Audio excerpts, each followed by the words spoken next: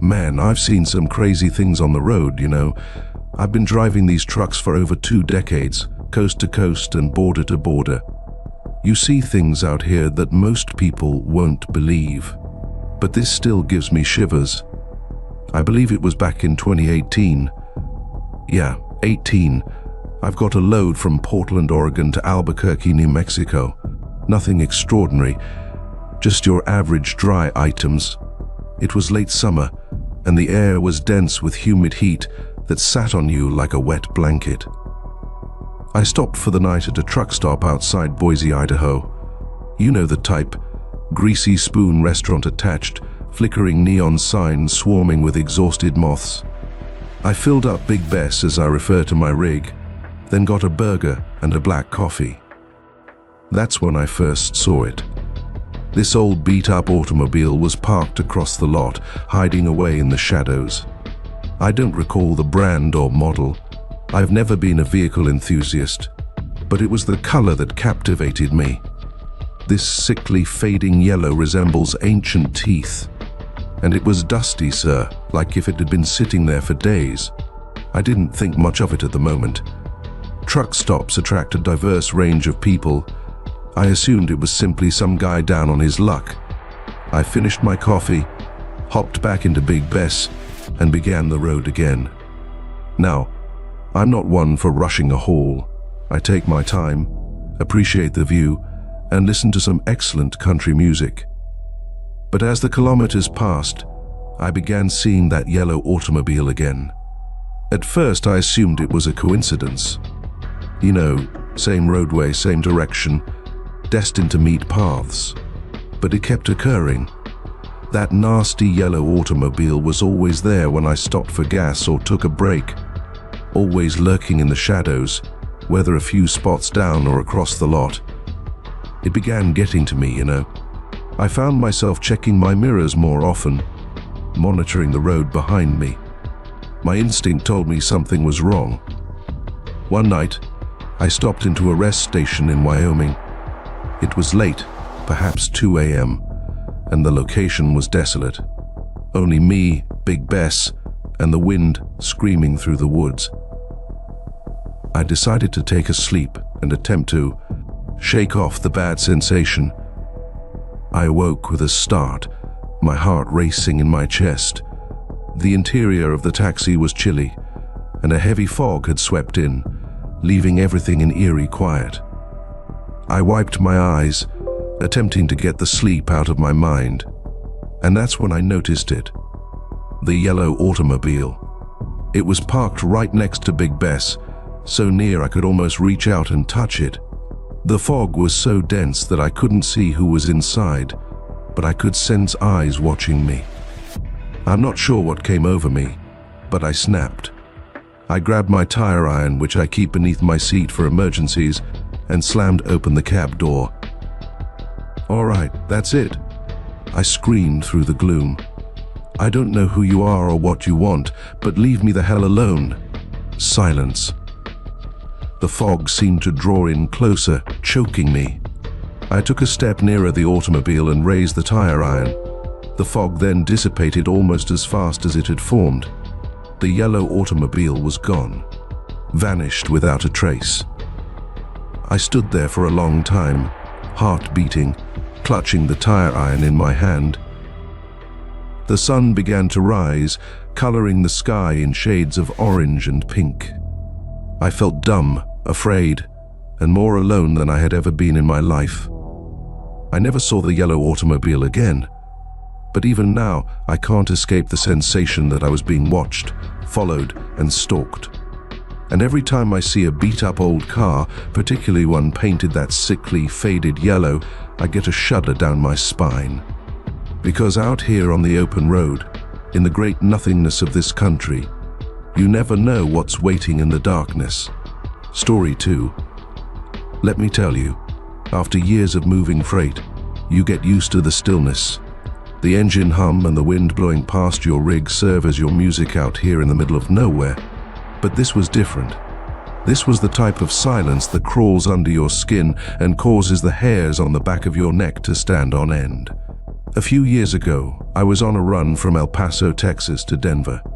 A long length of roadway, primarily desert, with nothing to look at beyond the odd tumbleweed and the infinite horizon.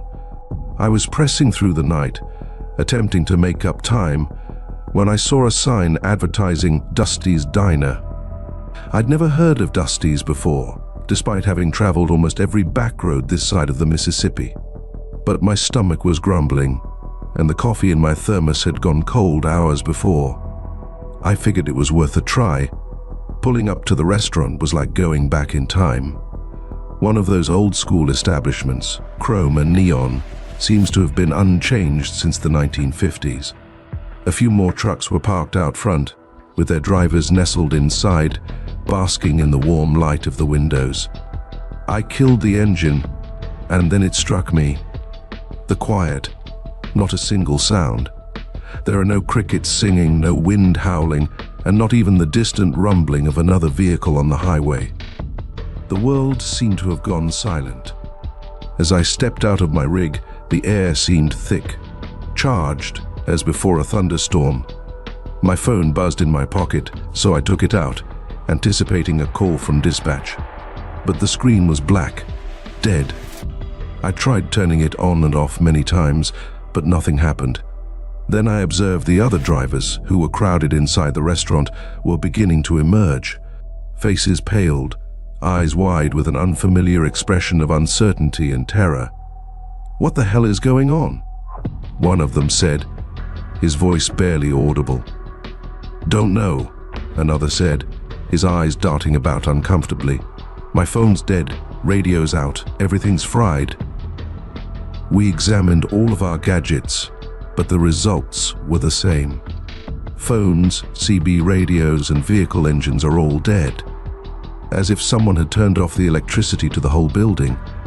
And then we noticed them in the darkness beyond the diner's lights. Figures.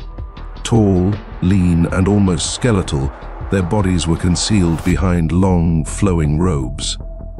They proceeded slowly and methodically, as if they were wading through deep water.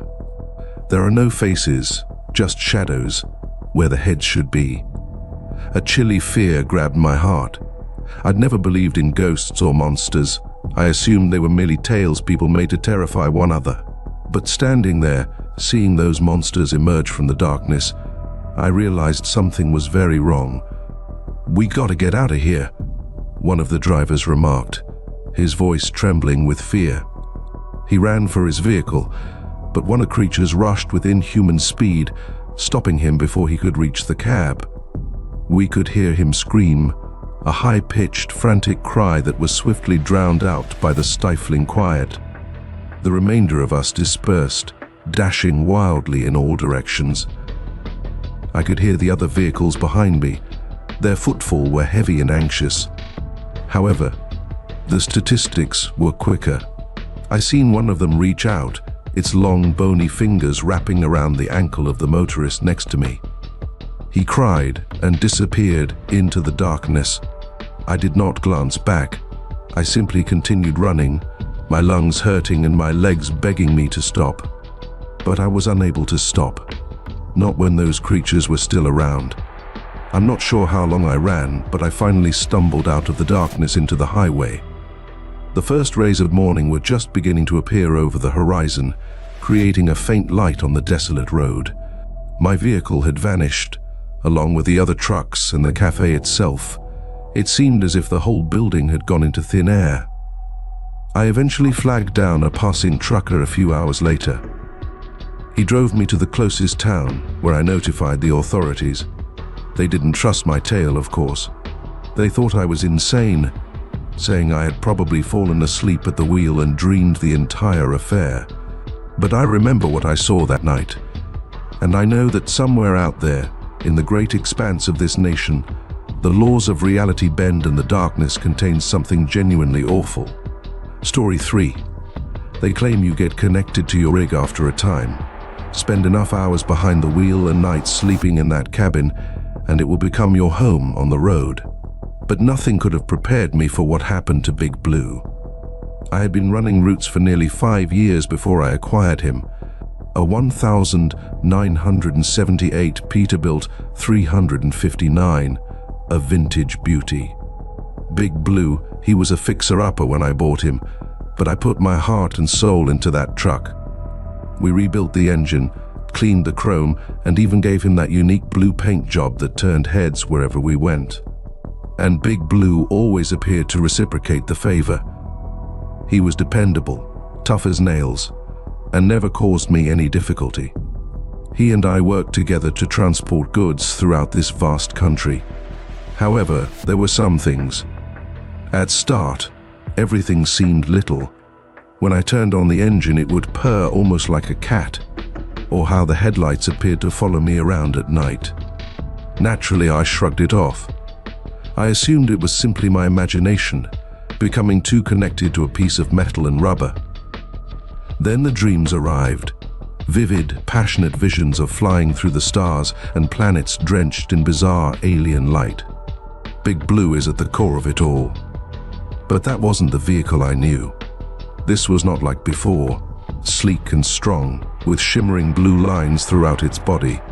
It might change, alter, or become something completely different. I'd wake up in a cold sweat, heart racing, with my dreams sticking to me like cobwebs. I began to notice things when driving as well. Shadows shifted in the corner of my eye, and odd lights flickered in the distance. I thought I saw Big Blue's reflection in a gas station window, but it seemed twisted and foreign. I knew I was losing it. The hard hours and seclusion were starting to take their toll. I told myself I needed a break, time away from the road. But then the night arrived, and everything changed. I was traveling from Chicago to Los Angeles, across the Arizona desert, with a cargo of gadgets. It was a moonless night, with stars twinkling above like jewels on black velvet. I recall feeling anxious and on edge. It seemed as if something was watching me. The CB radio suddenly sprang to life. A strong and booming voice burst from the speakers. "Michael," it said, and the hairs on the back of my neck rose up. "We need your help." I hesitated, my fingers hanging above the send button. Who's this?" I stuttered, my voice barely above a whisper. "It is me, old friend," the voice said. "Do not be terrified. We're in danger." And that's when Big Blue's engine fired up. I heard a loud, guttural growl that rocked the earth under us, rather than the normal rumbling. The headlights blazed, illuminating the desert in a strange blue glow. My blood chilled as I glanced out the windshield. Standing in the center of the road, towering above Big Blue, there was something. It had a somewhat humanoid form, but its body was all sharp angles and luminous lines, like something from a science fiction film. The eyes were piercing blue and riveted on me. "Michael," said the voice again, this time coming from the beast. "It is time." Then, in before of my eyes, Big Blue started to morph. Metal twisted and contorted, gears whirred and grind, and the familiar form of my vehicle vanished like wax beneath the flame. I sat there, immobilized by terror and astonishment, while Big Blue became something else. Something strong, grand, or terrible. The remainder is a bit of a haze. I recall bursts of light, the earth trembling under us, and the howl of something unnatural ripping through the night. When I regained consciousness, the sun was rising, coloring the desert sky orange and pink. Big Blue was parked near me, gazing about as if he were his old self. But I already knew the truth. I'd seen what was behind the surface, the secret he kept. I never mentioned that night to anybody. Who'd trust me? But I knew deep down that I wasn't simply a truck driver anymore. I was something different, something related to the stars and the grandeur of the cosmos. Big Blue wasn't simply a vehicle. He was my companion, my defender, and the doorway to a world beyond our knowledge. Story 3. I've always been a sound sleeper. Put me in the cab of my truck, the engine humming, and I'm out like a light. But that night, sleep tricked me. A nasty and difficult prank. I was moving timber from Eugene, Oregon to Sacramento. The trip was long, but I wasn't in a rush. We stopped for the night at a rest spot just outside of Medford. A quiet location, with trees whispering in the breeze and the scent of moist dirt in the air. I ate my meal in the taxi, listened to Johnny Cash on the radio, and dozed asleep. I don't recall any dreams from that night. There are no dreams, no sirens, nothing. Just blank. Like someone pressed the fast-forward button on my slumber. I awoke to sunshine flowing through the glass, and birds chattering as if they were at a conference outside. I stretched, yawned, and felt a familiar aching in my lower back. I reached for my thermos and took a sip of lukewarm coffee. All is normal. However, something felt odd.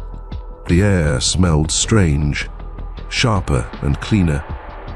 The trees outside weren't pines. These were higher, thicker, and the leaves were a tint of green I had never seen before. I examined my dashboard clock. 8:30 a.m. I thought I'd only slept for a few hours, but the sun was already high in the sky. Where was the familiar buzz of the engine? Big Red, my Kenworth, was usually idle when I slept. When I got out of the vehicle, my blood went cold. I was in the wilderness. A deep, primordial forest, with sunlight barely seeping through the canopy above. There is no trace of a rest facility, roadway, or other cars. The trees stretched as far as the eye could see. And Big Red was gone. Panic rushed through me, cold and stinging.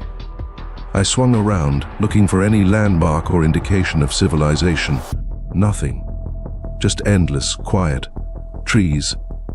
I shouted out, my voice faint and reedy in the silence. "Hello? Is anyone out there?" Only the echo responded to me. I'm not sure how long I traveled through the woodland. Hours, maybe days. Time seemed to lose its meaning. The sun rose and set, yet something seemed odd. It seemed like it was going too quickly, or that I was moving too slowly. I discovered a clear, cool brook and drank deeply. I tried to organize my thoughts and make sense of what had transpired. Had I drove off the road while asleep? Have you lost consciousness and gone out into the wilderness? It looked preposterous, but was there any other explanation? Then, as the sun started to set on the second day, I saw it. A light, flickering through the woods in the background. Hope raced through me, powerful enough to overcome my anxiety and tiredness. I lurched toward the light, my legs screaming in protest. As I approached, I could hear voices, human voices, and the scent of wood smoke is tantalizingly familiar. I rushed through the woods into a clearing. In the midst of the clearing, there stood a settlement. Small, maybe a dozen cottages built of wood and mud, smoke rising slowly from their thatched roofs. People wearing rust-spun garments stopped and gazed at me as I came from the jungle. Their cheeks were worn, and their eyes were full of inquiry and distrust. I attempted to talk, to explain who I was and how I got there, but the words would not come. My throat was too dry, and my thoughts were too confused. An elderly lady moved forward, her face lined with wrinkles. She talked to me in a language I didn't understand, but her voice was pleasant and comforting. She gave me water and snacks, which I happily accepted. I spent the following several days in that community, attempting to put together what had occurred. The people, although suspicious at first, were kind to me. They spoke a dialect of English that I couldn't quite grasp, but it was enough to converse. They informed me that I was in a remote area of the Appalachian Mountains, miles from any major highways or cities. They'd never seen a vehicle like mine before, and they couldn't figure out how I'd gotten there. I knew they thought I was insane. Perhaps I was. But I felt deep down that something unthinkable had occurred to me. Something that defied logic and reasoning. I never discovered Big Red. The locals assisted me in contacting the authorities, and I was able to return to my familiar environment after a few weeks. But a little fearful part of me remained stranded in that woodland, stuck on the wrong side of slumber. Story 4. Throughout my years on the road, I've transported almost anything. Produce, gadgets, and even cattle. You become acclimated to the noises of a full trailer, creaks and moans, shifting weight. But nothing prepared me for the sound of screaming. It was a hot summer night, and I was running from Phoenix to Dallas. I picked up my cargo in a warehouse on the outskirts of the city. Standard refrigerated trailer, secured tightly, with papers indicating it contained medical goods. I didn't think much of it. It was just another job. The first couple of hours were unremarkable. The desert spread out on both sides of the roadway, limitless and harsh. Even with the windows rolled down, the air seemed thick and still. I kept the radio on low, listening to Merle Haggard sing about heartache and roads while trying to avoid the terrible heat. That's when I overheard it. A tiny scraping sound emanates from the trailer. I assumed it was simply some loose equipment rattling about, but the sound continued, becoming louder and more relentless. Then came the thumping, deep, resonant thuds, as if something heavy was hurled against the trailer's walls. I pulled over to the side of the road, my heart beating against my chest. I checked my mirrors, but there was nothing behind me but the deserted highway, bathed in the eerie glow of my taillights. I grabbed my flashlight and exited the taxi, the scorching tarmac searing through the bottoms of my boots. The clawing and hammering became much louder, frenzied and desperate, and suddenly, amid all the commotion, I heard it. A scream, high-pitched, full of sorrow and horror. It sent shivers down my spine. I knew I should call for aid and contact dispatch, but something stopped me. A sick interest, maybe. Or maybe it's simply basic fear. I took a deep breath and moved gently towards the rear of the trailer. The air seemed to spark with odd electricity, and the hair on the back of my neck stood on edge. I lifted my flashlight, my hand quivering, and pointed it at the trailer doors. The shrieking reached a fever pitch, and the hammering became more intense, the metal groaning beneath the pressure. I paused for a second before taking a big breath and throwing open the doors. The stink struck me first. A flood of rotten flesh and foul air was so powerful that I almost fell to my knees. I gagged and waved my palm in front of my face, attempting to clear the air. I saw them when my eyes adjusted to the faint light coming in through the open doors.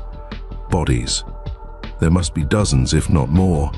Pale and malnourished, their eyes were wide with fear. They were jammed against the trailer's far wall, hands out and mouths wide in mute screaming. However, they were not dead. Not precisely. Their chests rose and fell with short, ragged breaths, and their gaze followed my every movement. I staggered back, my thoughts whirling.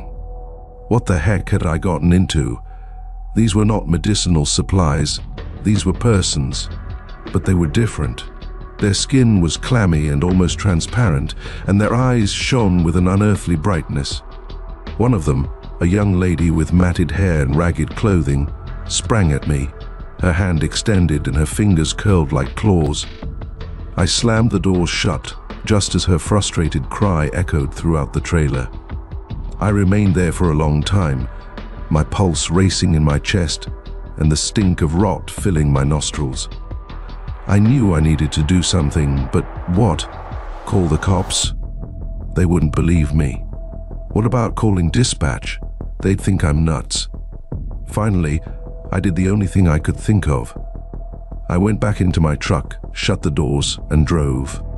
I drove into the night, the cargo's moans reverberating in my ears, and the stink of rot clinging to my clothing. I ultimately left the trailer at a truck stop many states away. I never told anybody what I saw that night. Who will believe me?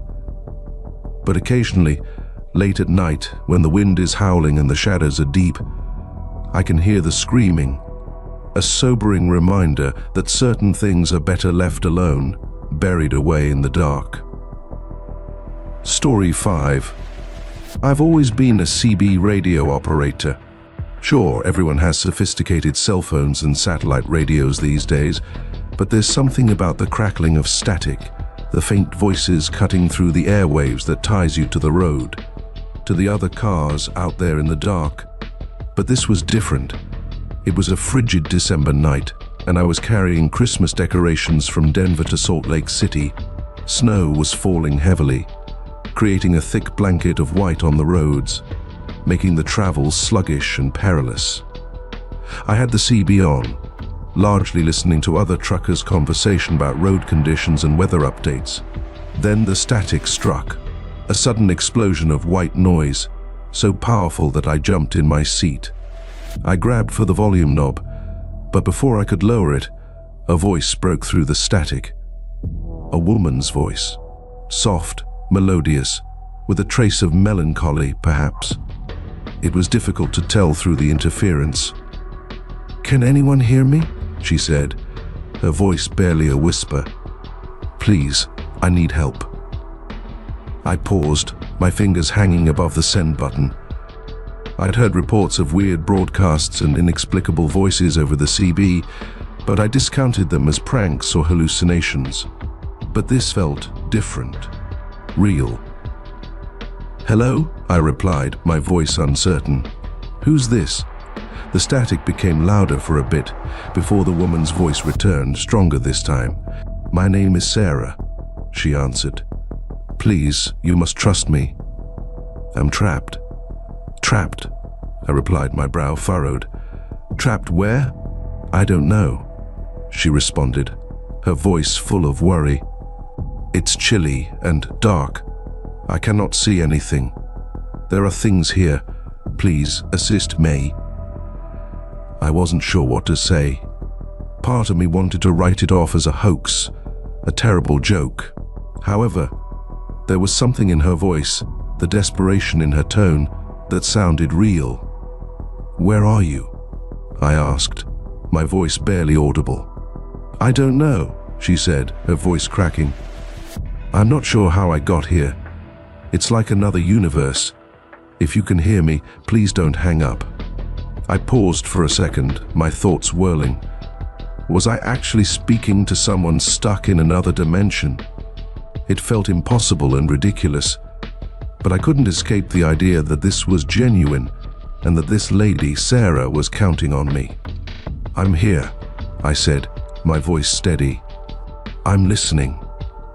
We chatted for what seemed like hours, yet it may only have been a few minutes. Sarah identified herself as a university student from an unknown location. She was working late at the library when the lights dimmed, and now she's here, wherever here was.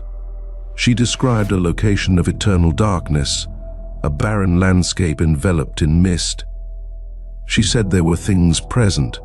She didn't say much, but the dread in her voice said volumes. I attempted to keep her talking to gain additional information, but the static became worse. Her voice went in and out, and her words were lost in the cacophony. "Sarah?" I replied, my heart pumping. "Sarah, can you hear me?" The static crackled and hissed, and her voice emerged one more time, weak and garbled. "Please, don't forget, MME." Then quiet. Outside my taxi, all I could hear was static hissing and the wind's dismal scream. I stayed there for a long time, my fingers still lingering over the broadcast button and listening to the quiet airways. I attempted to rouse Sarah again, but there was no response, just unending, uninteresting static. I never heard from Sarah again. A part of me wanted to think it was all a dream, a delusion caused by the long hours and solitude of the road. But deep down, I remember what I heard that night. A voice from someplace else, pleading for aid that I couldn't respond.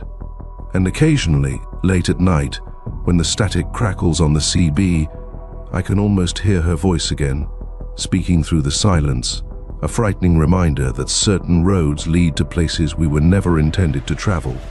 Story 6. I am a sucker for ancient maps, always has been. Something about the fading lines, the hand-drawn details, and the names of long-gone locations really piques my interest. So, when I saw the antique map stashed away in a dusty corner of a gas station along Route 66, I couldn't resist. The petrol station itself was an antique, a fading beauty from another age. The type of shop that time forgot, with a bell that rung when you stepped in and a grizzled old guy behind the counter who seemed to have seen it all. I was looking through the normal selection of beef jerky and tire gauges when I saw it. A rolled-up piece of parchment, wrapped with a fading crimson ribbon, was concealed under a postcard rack. The paper was yellowed with age, fragile to the touch, and the writing had faded, but I could still see the contour of a map. "What's this?" I questioned the elderly guy, holding out the map. He looked at it through thick spectacles. "Don't rightly know," he answered, his voice hoarse with age. "I found it when cleaning up the rear room a while ago. I figured it was simply rubbish." "Mind if I take a look?" I asked. He shrugged. "Suit yourself," he said, returning to his newspaper. I unrolled the map on the counter, taking care not to break the delicate paper. It portrayed a piece of the Arizona desert, but it was unlike any other map I had ever seen. The roads were different, and the landmarks were foreign. In the middle, marked in fading red ink, was a town. The name of the town sent shivers down my spine. Silent Hollow. I had been carrying freight across Arizona for years and knew the highways like the back of my hand, but I had never heard of Silent Hollow. The way it was designed and how the adjacent highways appeared to avoid it bothered me. "Ever heard of this place?" I questioned the elderly guy, pointing to the circular town. He looked up from his newspaper again, his eyes narrowing. "Can't say I have," he responded quietly. "I would avoid that if I were you. Some regions are better left alone." He returned to his newspaper and dismissed me with a sweep of his hand. I paused for a second, a curious combination of intrigue and anxiety surging through my belly. But the allure of the unknown, the prospect of discovering a location lost to time, was too powerful to refuse. I purchased the map and a cup of coffee that tasted suspiciously like it had been made that morning, then started the road. I followed the map's fading lines, since my GPS was worthless in this forsaken area of the desert. As I moved farther from the highway, the roads became rougher and the terrain more bleak. The sun beat down on my rig, and the air was heavy with the scent of dust and sagebrush. And then, just as I was ready to give up, I saw it. An old and shattered sign, yet still legible, Silent Hollow 5 miles. My heart hammered in my chest as I drove the last few kilometers. The road shrunk to nothing more than a dirt track, traveling through a bleak environment of scrub bush and towering rock formations. The sun was sinking, creating long shadows over the desert, and there was complete calm, broken only by the roar of my motor. And there it was, Silent Hollow. It felt like walking back in time. A little village hidden in a valley surrounded by high cliffs, its houses made of wood and adobe, with faded and peeling paint.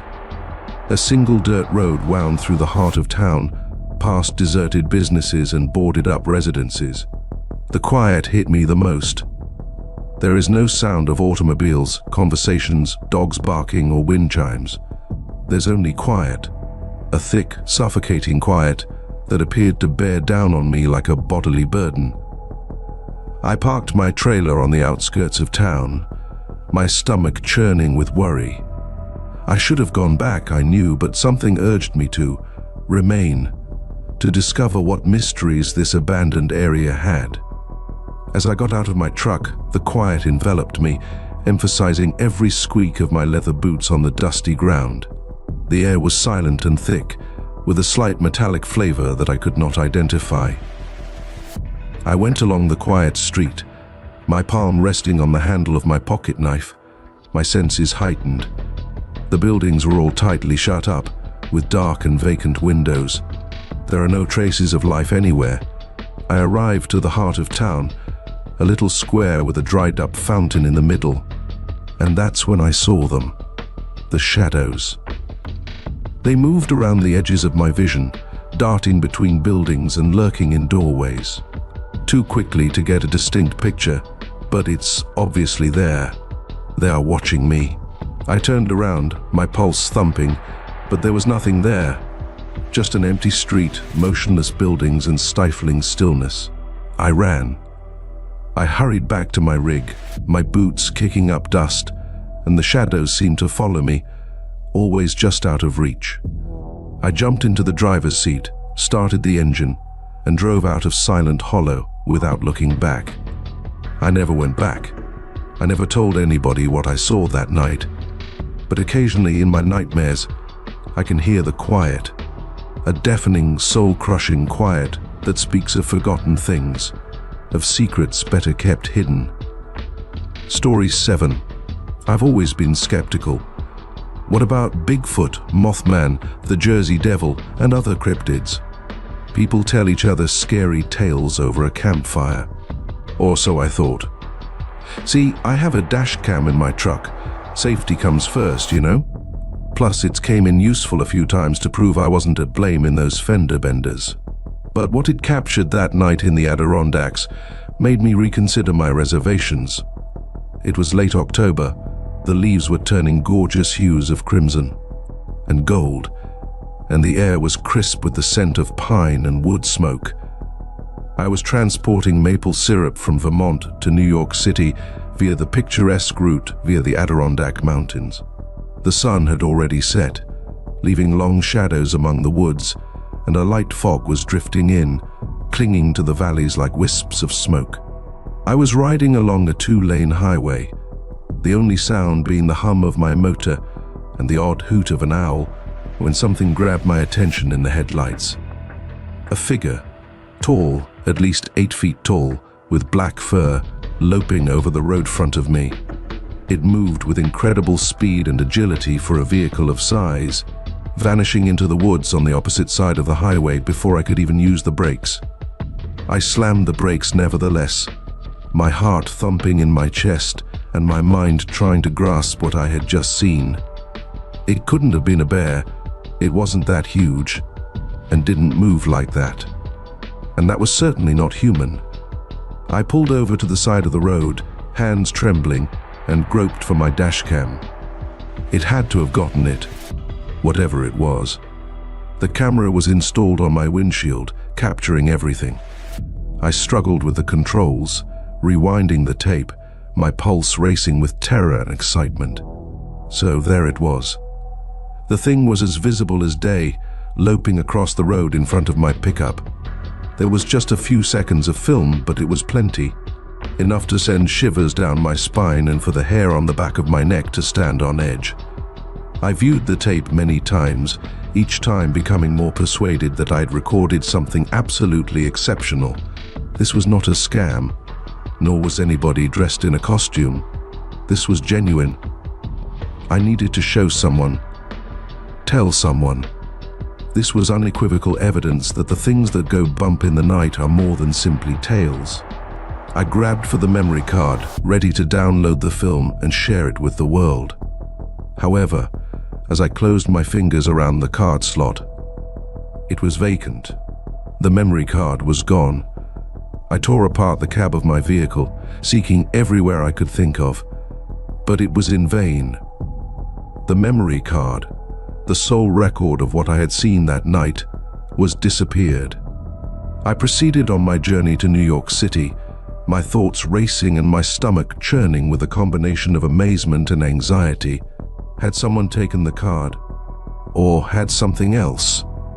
Something that did not wish to be noticed or have its presence known.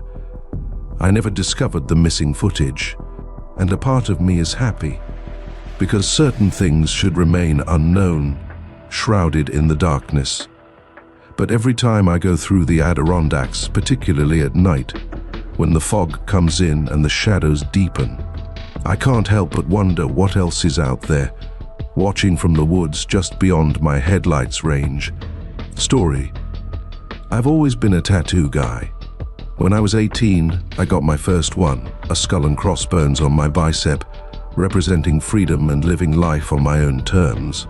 Over time, I added more, each conveying a tale and commemorating a point in time. But the final one, which I purchased on a whim in a dusty, tiny boutique in New Orleans, altered everything. It was a snake wrapped around a knife, teeth bared in a wordless growl. The tattoo artist, a wiry old lady with eyes that seemed to look straight through me, had warned me about it. They said it was a significant symbol that should not be taken lightly. But I was young and inexperienced, and I loved how it looked on my arm. For years, the tattoo was just a work of art engraved into my flesh.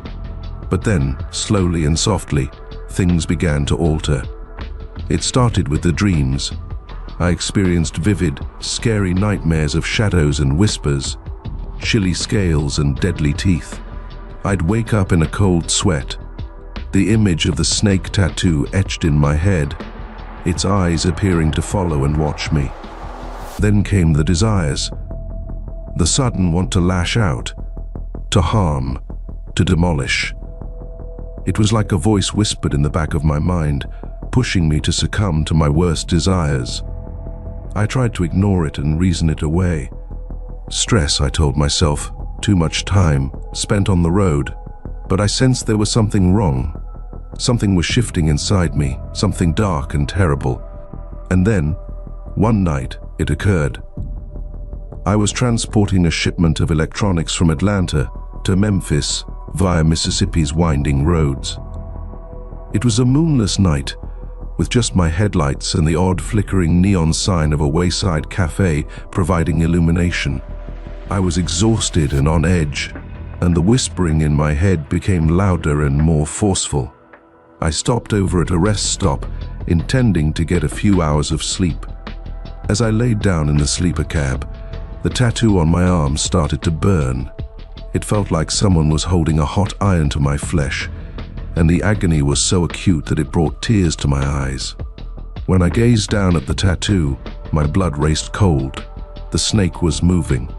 Its scales shimmered and moved, its eyes shone with an eerie red light, and its razor-sharp teeth seemed to elongate and drip with a viscous black substance. And then the snake spoke. At last, it snarled, its voice a scratchy murmur emanating from deep inside my head. "We are one."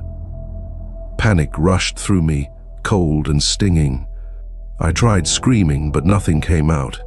I attempted to take the tattoo off my arm, but my fingers seemed to slide straight through it.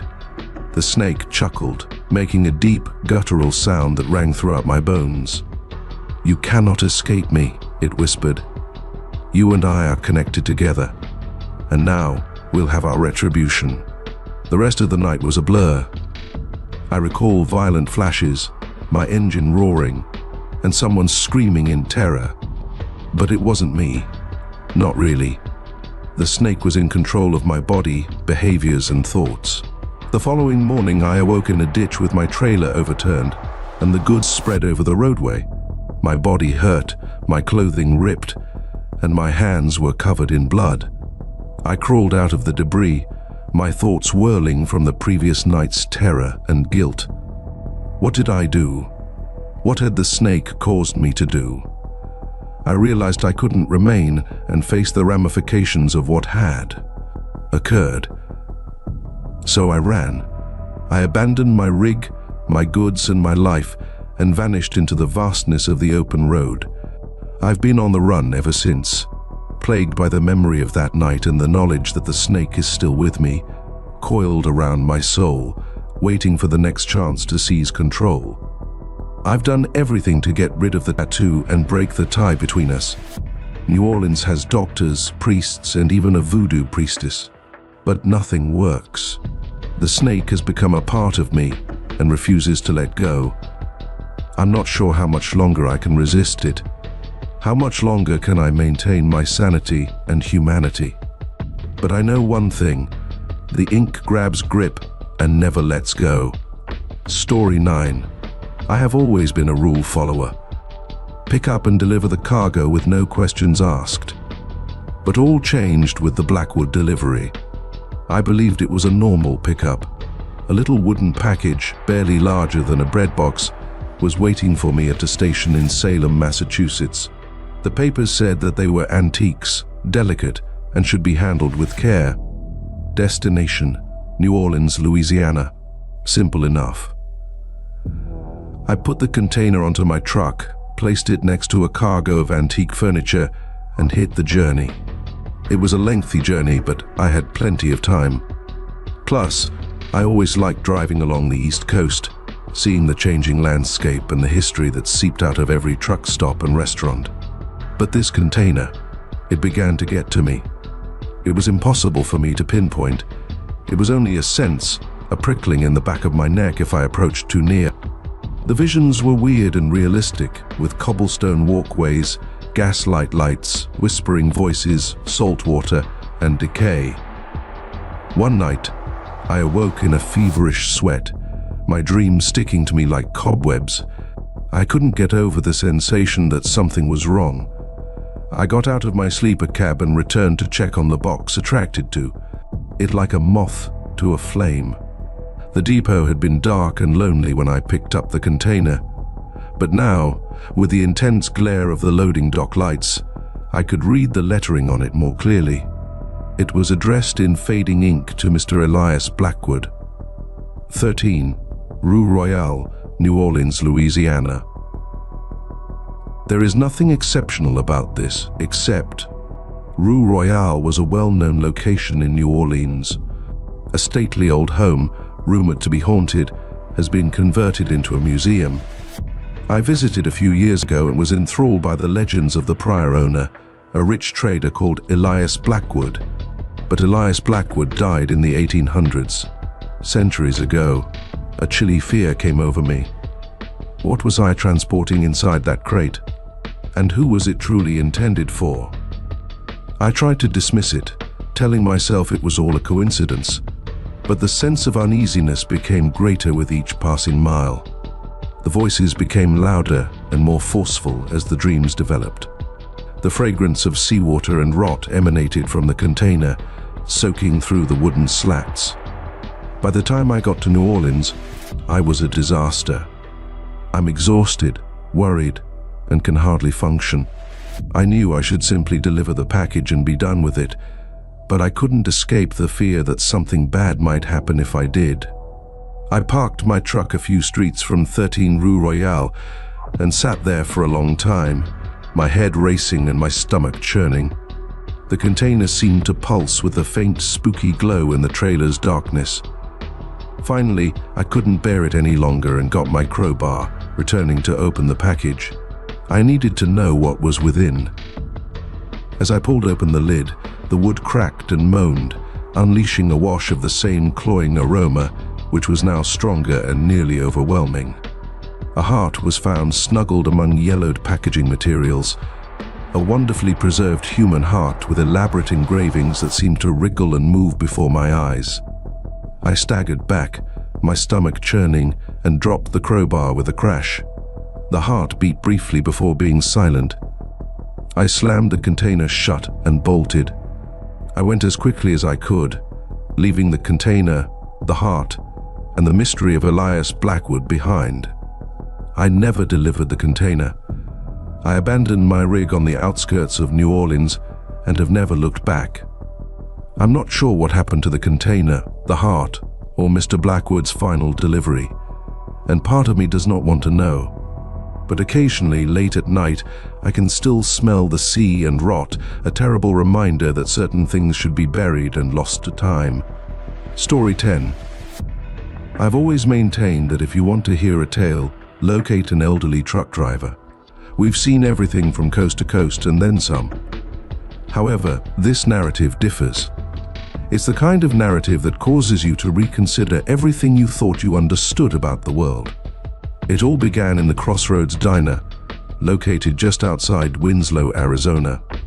The crossroads had become a landmark, a greasy spoon shelter for us road warriors, noted for its unlimited coffee and world-famous apple pie. I'd been stopping there for years without giving it any attention. It was simply another pit break on the interminable highway. Then, overnight, everything changed. It was late, perhaps 2 a.m., and the restaurant was almost vacant. Just myself, a few of other truckers hunkered over their coffee, and Maggie, the proprietor, a lady who seemed to have lived 1,000 lifetimes and had the tales to prove it. I was finishing off my pie, relishing every last taste of that sweet cinnamon heaven, when I heard a crash in the rear. It sounded like a shelf toppling, followed by a series of obscenities from Earl, Maggie's husband, and the diner chef. "Everything all right back there, Earl?" Maggie cried out, her voice rough yet full of anxiety. "Just a damn mess, Mags," Earl muttered back. "Be there in a minute." Earl appeared from the rear a few minutes later, wiping his hands on his apron and looking pale and wan. He approached Maggie, muttered something in her ear, and then departed via a door behind the counter that I'd never seen open before. Now, I've always been an inquisitive person, and something about Earl's expression, the intensity in Maggie's speech, piqued my spidey senses. So, while the other drivers were not looking, I stood up and nonchalantly walked up to the door. It was unlocked. I paused for a bit before pushing it open a little and peering inside. The space behind the bar was tiny and crowded, crammed with crates of supplies and replacement parts for the diner's antiquated equipment. But it wasn't what drew my attention. No, it was the floor. Or rather, what lay under the floor, in the middle of the chamber. There was a trapdoor with ancient and aged wooden boards and a faint illumination coming from the darkness below. I could hear voices, quiet and agitated, coming from under the trapdoor. I know I should have stayed out of trouble, but my curiosity got the best of me. I took a deep breath, pulled the trapdoor open, and down a rickety flight of wooden steps into the darkness. The air down there was chilly and moist, with a slight whiff of ozone and something else, something metallic and almost pleasant. The steps went down into a vast cavernous area, dimly lighted by flickering candles positioned at random intervals around the walls. And that's when I noticed it. A city. An whole metropolis is developed under the Arizona desert. Buildings, streets, and even automobiles were bathed in the eerie glow of an unknown light source. People, clothed in clothing I'd never seen before, went about their business, their expressions a combination of interest and anxiety as they looked at me, the outsider among them. I remained there for a long time, my mouth open, my mind straining to comprehend what my eyes were witnessing. It seemed like something out of a science fiction film, a secret universe just under our feet. Maggie stood at my side, her expression stern. "You weren't supposed to see this," she murmured quietly and dangerously. I fumbled, attempting to construct words, but she interrupted me. "It doesn't matter now," she said, her voice softening slightly. "You are here. You've seen what we were concealing. ND now. You have a choice." She guided me across the city, describing its history and purpose. She described it as a shelter, a place where individuals who did not fit in or were different could live in peace, away from the outside world.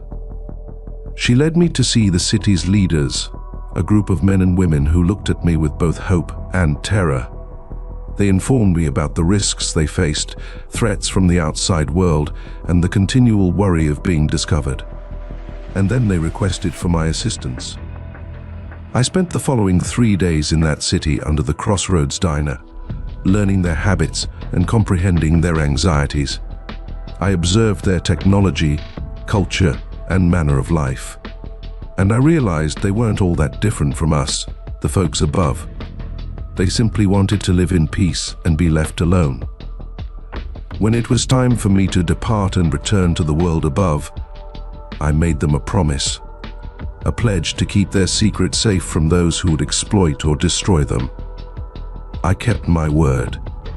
I never informed anybody about the city under the Crossroads Diner, but every time I traveled through Winslow, I'd stop at the diner, get a piece of Maggie's apple pie, and exchange a knowing look with her, a tacit acknowledgement of the secret we shared, the world under our feet. Story 11. They claim the desert hides its secrets and whispers them to those who listen. I never expected to be the one to hear them, but as I drove through Calico that night, those murmurs turned into shouts. Calico, California. Once a thriving silver town, now a ghost town preserved by the desert heat. I'd driven by it 100 times, its skeleton structures glaring against the hillside. Tourists visited during the day, while truckers avoided the area at night. But that night, I had a delivery. A late supply of goods for the gift store resulted in a diversion from my regular route. As I drove into town, the setting light painted the buildings blood orange and bruised purple, and the air was quieter than normal. The gift store proprietor, a wiry old man with eyes that had too much desert in them, greeted me with a frightened expression. "You shouldn't be here after dark," he said, his voice barely audible. "This place, it ain't right." I shook it off, unloaded the boxes, got his signature, and got back into my truck. However, when I turned the key, the engine coughed and sputtered, dying with a moan that resonated through the deserted streets. Damn, I thought, not tonight. I'd tried the ignition again, but nothing happened.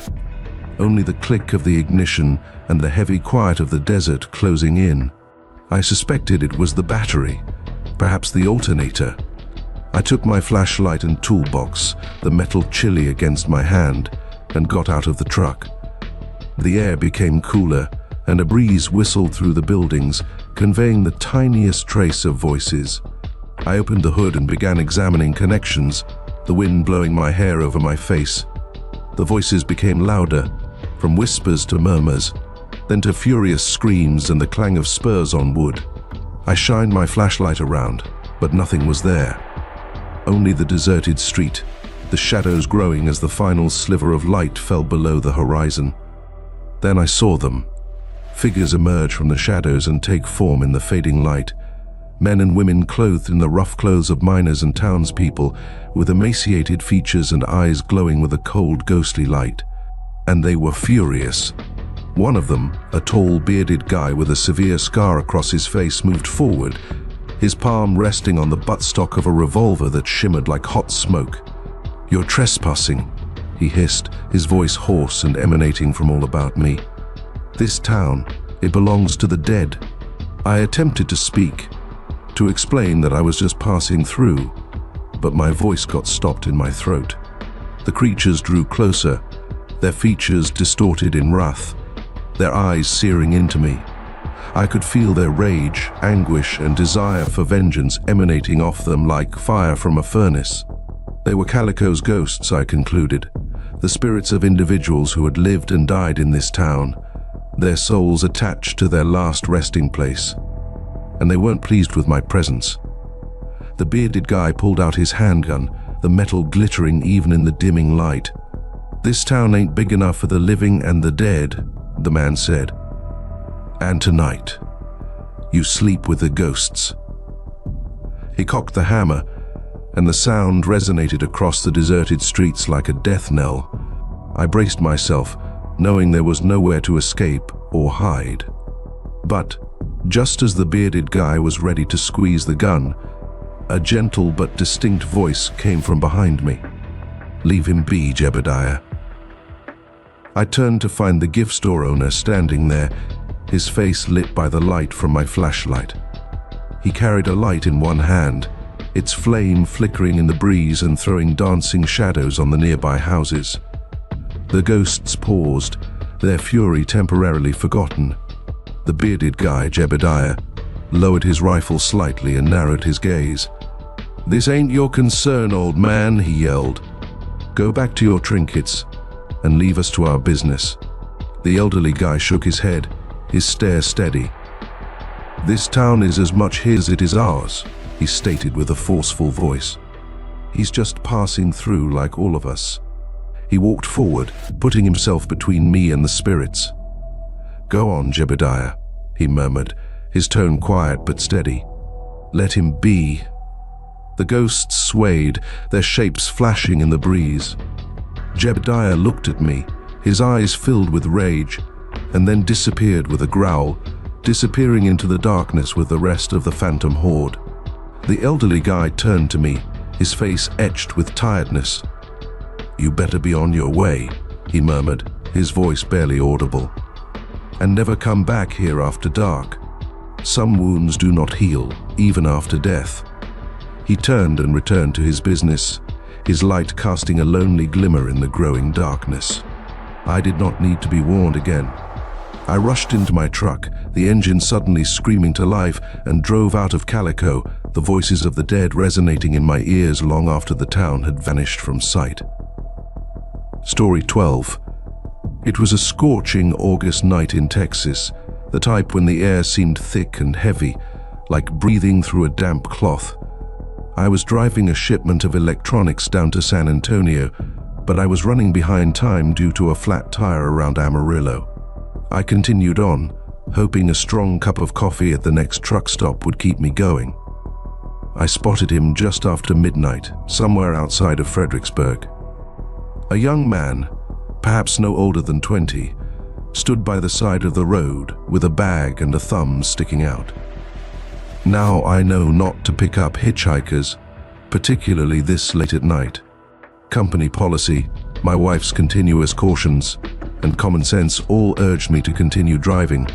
But something about the kid's weary eyes and the way he shook in the heat, even though it was 100 degrees outside, spoke to me.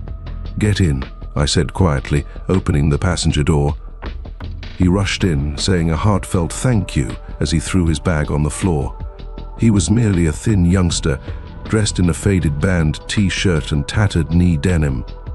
He seemed innocuous, but something about his stillness made me nervous. He just gazed straight ahead, his eyes mirroring the crimson light of the dashboard.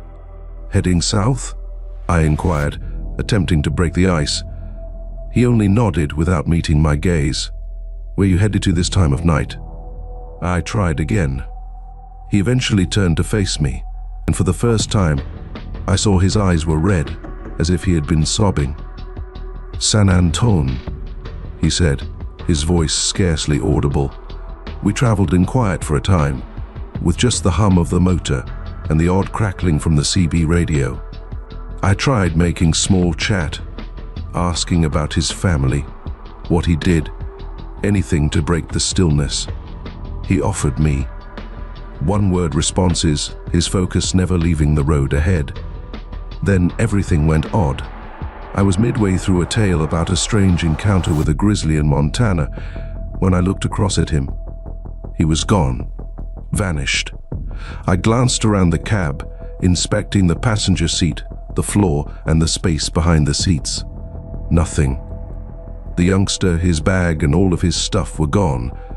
I pulled over to the side of the road, my heart beating against my chest. I checked the door, thinking I had dreamt everything, but the door was still locked, just as I had left it. I sat there for quite a while, the stillness overwhelming. The hair on the back of my neck sprang up, and a cold sweat prickled my skin. I could not describe it. There were no reasonable explanations. I ultimately persuaded myself that it was a hallucination caused by exhaustion and too much coffee. But even years later, I can't escape the sensation that something went wrong that night. Every time I see a hitchhiker, I recall the youngster in the faded t-shirt and how he just went. Story 13. The interminable cornfields of Iowa spread out on each side of the highway, creating a monotonous green blur in the brightness of my headlights. I assumed it was just another night. The air was heavy with humidity, and the only sounds were the drone of my motor and the odd trill of crickets in the fields. I was driving a shipment of soybeans down to Kansas City, attempting to make up time after being trapped behind a pileup earlier in the day. It must have been approximately 2 a.m. when I first spotted her.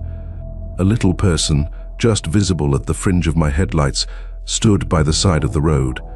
She seemed to be a little girl, maybe 8 or 9 years old, wearing a light garment that seemed to shine in the dark. I slowed down, my stomach twisted with uneasiness. It was a barren stretch of roadway, far from any town or rest station. What was a youngster doing out here alone at this time?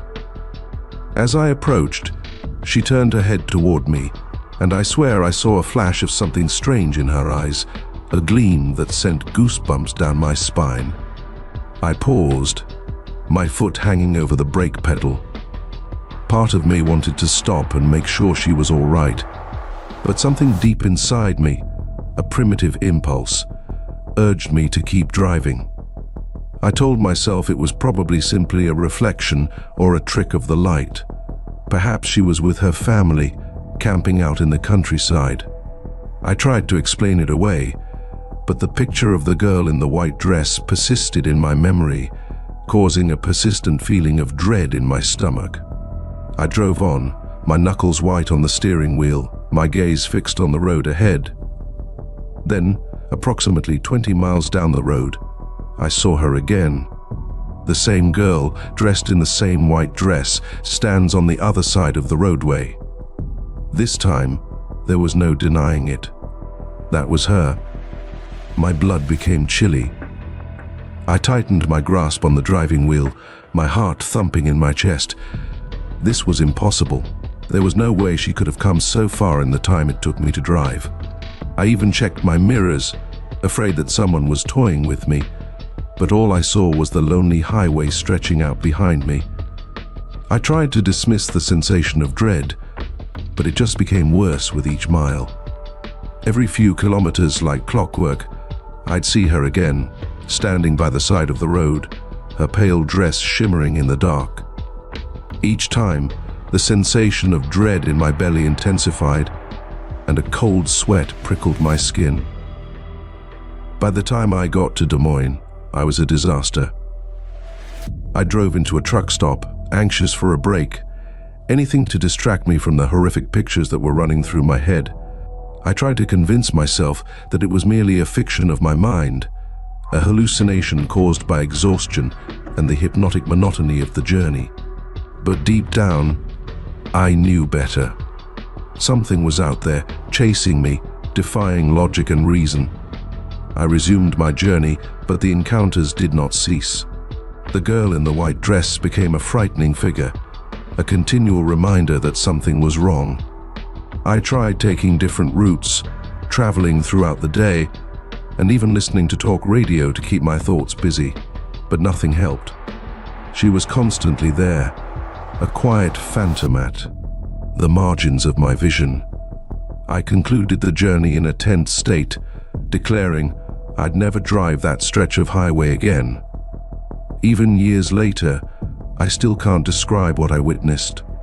The image of that night, of the girl in the white dress, lingers with me, a terrifying reminder that certain things are better left unexplained. Story 14.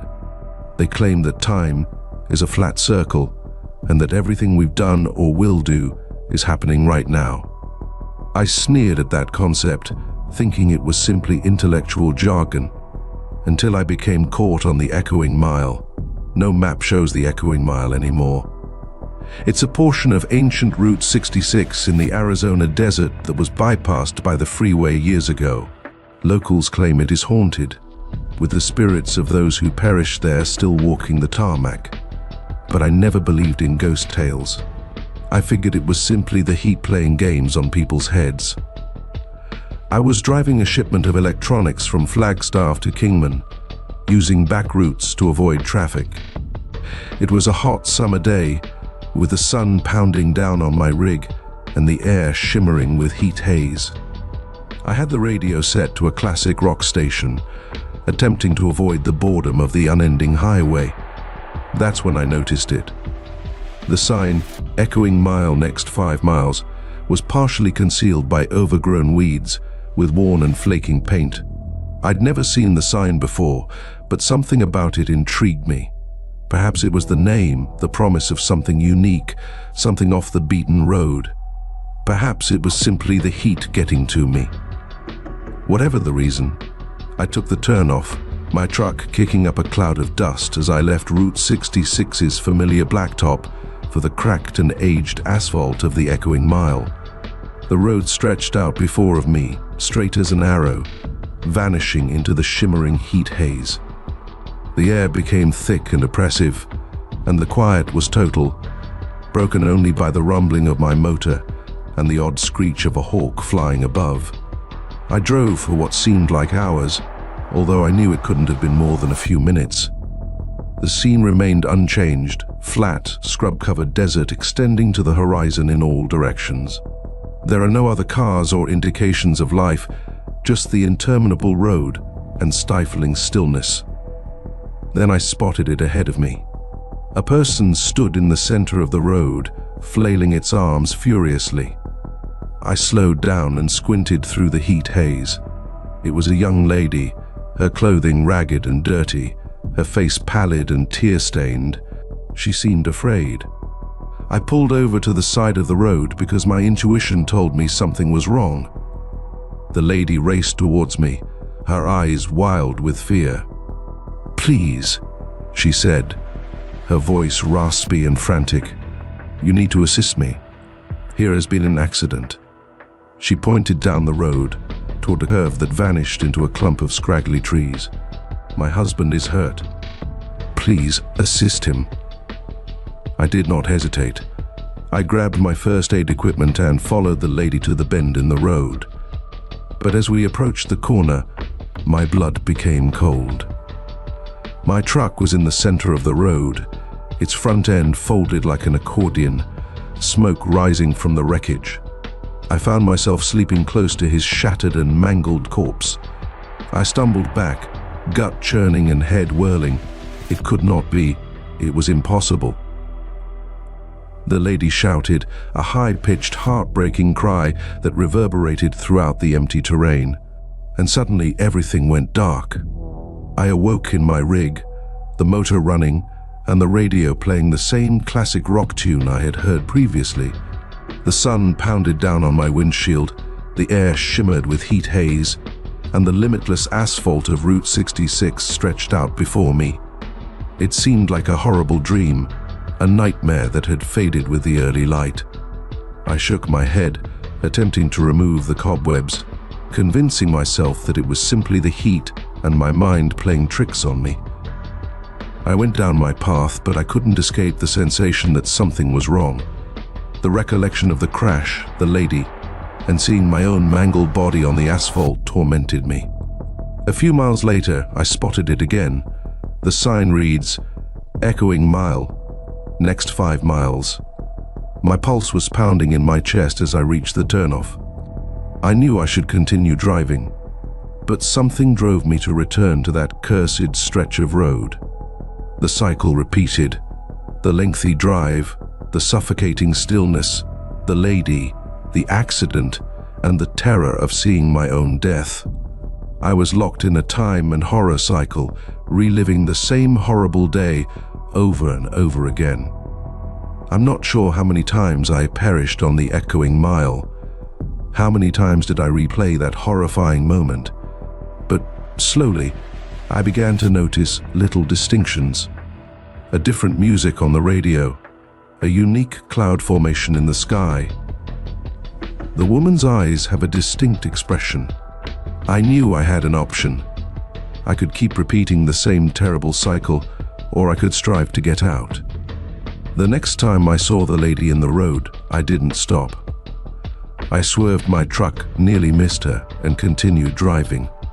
I could hear her angry and despairing yells behind me, but I did not glance back.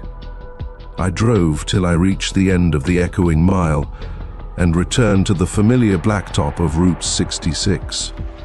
And then I continued driving. I never returned to the echoing mile. I'm not sure whether I broke the loop or if I'm still experiencing a warped version of events. But that day, I learnt an important lesson. Time may be a flat circle, but we do have the ability to choose which route we pursue. Story 15. As I drove into the rest area just outside Eureka, California, the air was dense with the fragrance of pine needles and moist ground. It had been a long journey from Portland, and the customary lethargy was setting in. I was hauling a cargo of timber to a furniture company in the south, a regular trip I'd made many times before. After getting a tepid coffee and a stale sandwich from the vending machine, I decided to stretch my legs and check on the cargo. As I proceeded down the trailer's side, shining my spotlight on the piled timber inside, something grabbed my attention. Near the rear, there was a part of wall that didn't quite fit in. The wood was dark, nearly black, and the grain seemed irregular. Curiosity heightened, I went into the trailer, my boots crunching on the sawdust-covered floor. I ran my palm over the questionable portion of the wall. It felt rougher and permeable than the surrounding timber. I gave it a push, expecting it to be firm, but to my surprise, it yielded somewhat. My heart began pounding. I retrieved my crowbar from the toolbox and shoved it into the gap. With a moan of ancient wood and rusted nails, a portion of the wall slid forward, exposing a concealed room. The odor that struck me was awful. It was the distinct, gut-wrenching odor of decay, of death. My stomach churned, and I battled the want to puke. I spotted them as I shined my flashlight into the darkness. Bones, human bone. Skulls with empty sockets looked at me, their fangs bared in a wordless scream. Long leg bones protruded from a tangle of smaller bones, like a horrific jigsaw puzzle of human remains. Panic raced through me. I staggered back, releasing the crowbar with a clang that rang around the quiet trailer. My mind raced, attempting to make sense of the horrific image in front of me. Who would do anything like this? So why? I knew I needed to contact the cops, but a wave of sickness swept over me, and my legs felt like jelly. I groped for my phone, my hands trembling so much that I couldn't even call. The dispatcher's calm and professional voice broke through the shroud of anxiety that had crept over me. I told her everything, my voice quivering as I explained the concealed compartment's awful contents. Within minutes, the cops came, sirens blaring and flashing lights painting the night sky red and blue. They crowded the trailer, their expressions dismal as they examined the situation. My gut churned as I watched them meticulously remove the remains from the trailer, treating it like a horrific crime scene. I spent the next several hours answering inquiries and detailing every aspect of my horrifying discovery. The cops were tight-lipped, but their looks indicated that this was no ordinary crime. I never discovered out who the bones belonged to or why they were placed in my trailer. The encounter made an unforgettable impression on me, a terrifying reminder that even in the most mundane of vocations, evil may lurk in the most unexpected places. Story 16. The Pennsylvania night was alive with the sound of cicadas when I drove into a deserted rest area off Route 81. The air was heavy with humidity, and a fine mist clung to the ground, distorting the boundaries of the poorly illuminated parking lot. I was driving a consignment of frozen products down to Charleston, and the monotony of the roadway had put me into a near trance. I parked my truck at the far end of the lot, away from the few other vehicles strewn about, and settled down for a few hours of sleep. I was just falling asleep, the hum of the refrigerator unit a familiar lullaby, when I heard it. A small scraping sound may be heard from the rear of the trailer. I sat up with my heart beating. I realized I should not have stopped here. This rest station had a reputation. Truckers whispered tales of mysterious events and objects that went bump in the night. I disregarded them as ghost tales, the musings of lonely truckers with vivid imaginations. Now I was not so sure. The scratching again, this time louder, followed by a deep, guttural growl that sent chills down my spine. I grabbed my maglite off the dashboard and walked out of the truck, feeling my breath catch in my throat as chilly night air touched my face. I moved gently to the rear of the trailer, my flashlight beam piercing through the darkness. The scratching became more intense, interrupted by the odd thud, like if something heavy was moving within. I tightened my grasp on the maglite, and my knuckles became white. I took a big breath and flung open the trailer doors. My spotlight illuminated the neatly placed cartons of frozen food, but revealed nothing. I surveyed the trailer, my pulse still beating, but there was no indication of an intruder. I closed the doors and locked the latch, feeling relieved yet uncomfortable. When I turned to go, I heard it again. A faint murmur could be heard within the trailer. It sounded like a voice, hoarse and feeble but clearly human. Help ... US ... Terror grabbed me. I scrambled for the keys, my hands trembling so much that I could barely get the lock open. I flung the doors wide again, desperately scouring the darkness with my flashlight beam, and that's when I saw them.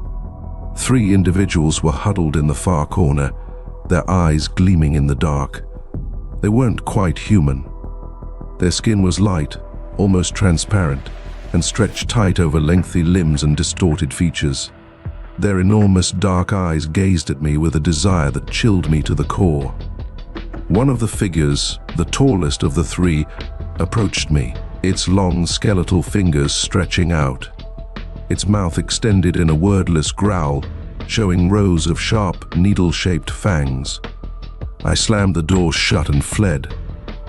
I kept running until I reached the brilliantly illuminated gas station across the highway, the fearful cries of those monsters reverberating in my ears. I never stopped at that rest area again. And to this day, I can hear those murmurs in the dark, a haunting reminder of the night I encountered something genuinely awful. Story 17.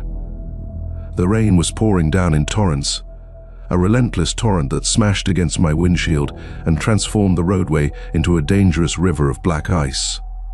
I was on my typical route from Chicago to St. Louis, transporting car parts, but the storm had slowed me to a crawl. My eyes felt heavy, and the hypnotic swish of the wipers did nothing to relieve the lethargy. I needed strong coffee and a place to rest my tired bones for a few hours. Then, through the hazy windshield, I saw it. A neon sign, its hues flowing into the rain-soaked night, called to me like a beacon in the storm. Crossroads Diner, it said in big, welcoming lettering. Open 24 hours. I exited the highway, my tires crunching on the gravel shoulder, and entered the diner's practically empty parking lot. The only other vehicle was a battered pickup truck, its paint barely visible under a thick coating of muck.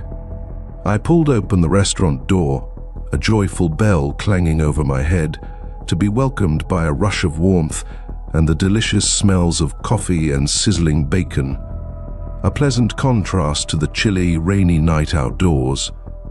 The restaurant was tiny and comfortable, with a long counter on one side and booths along the other wall.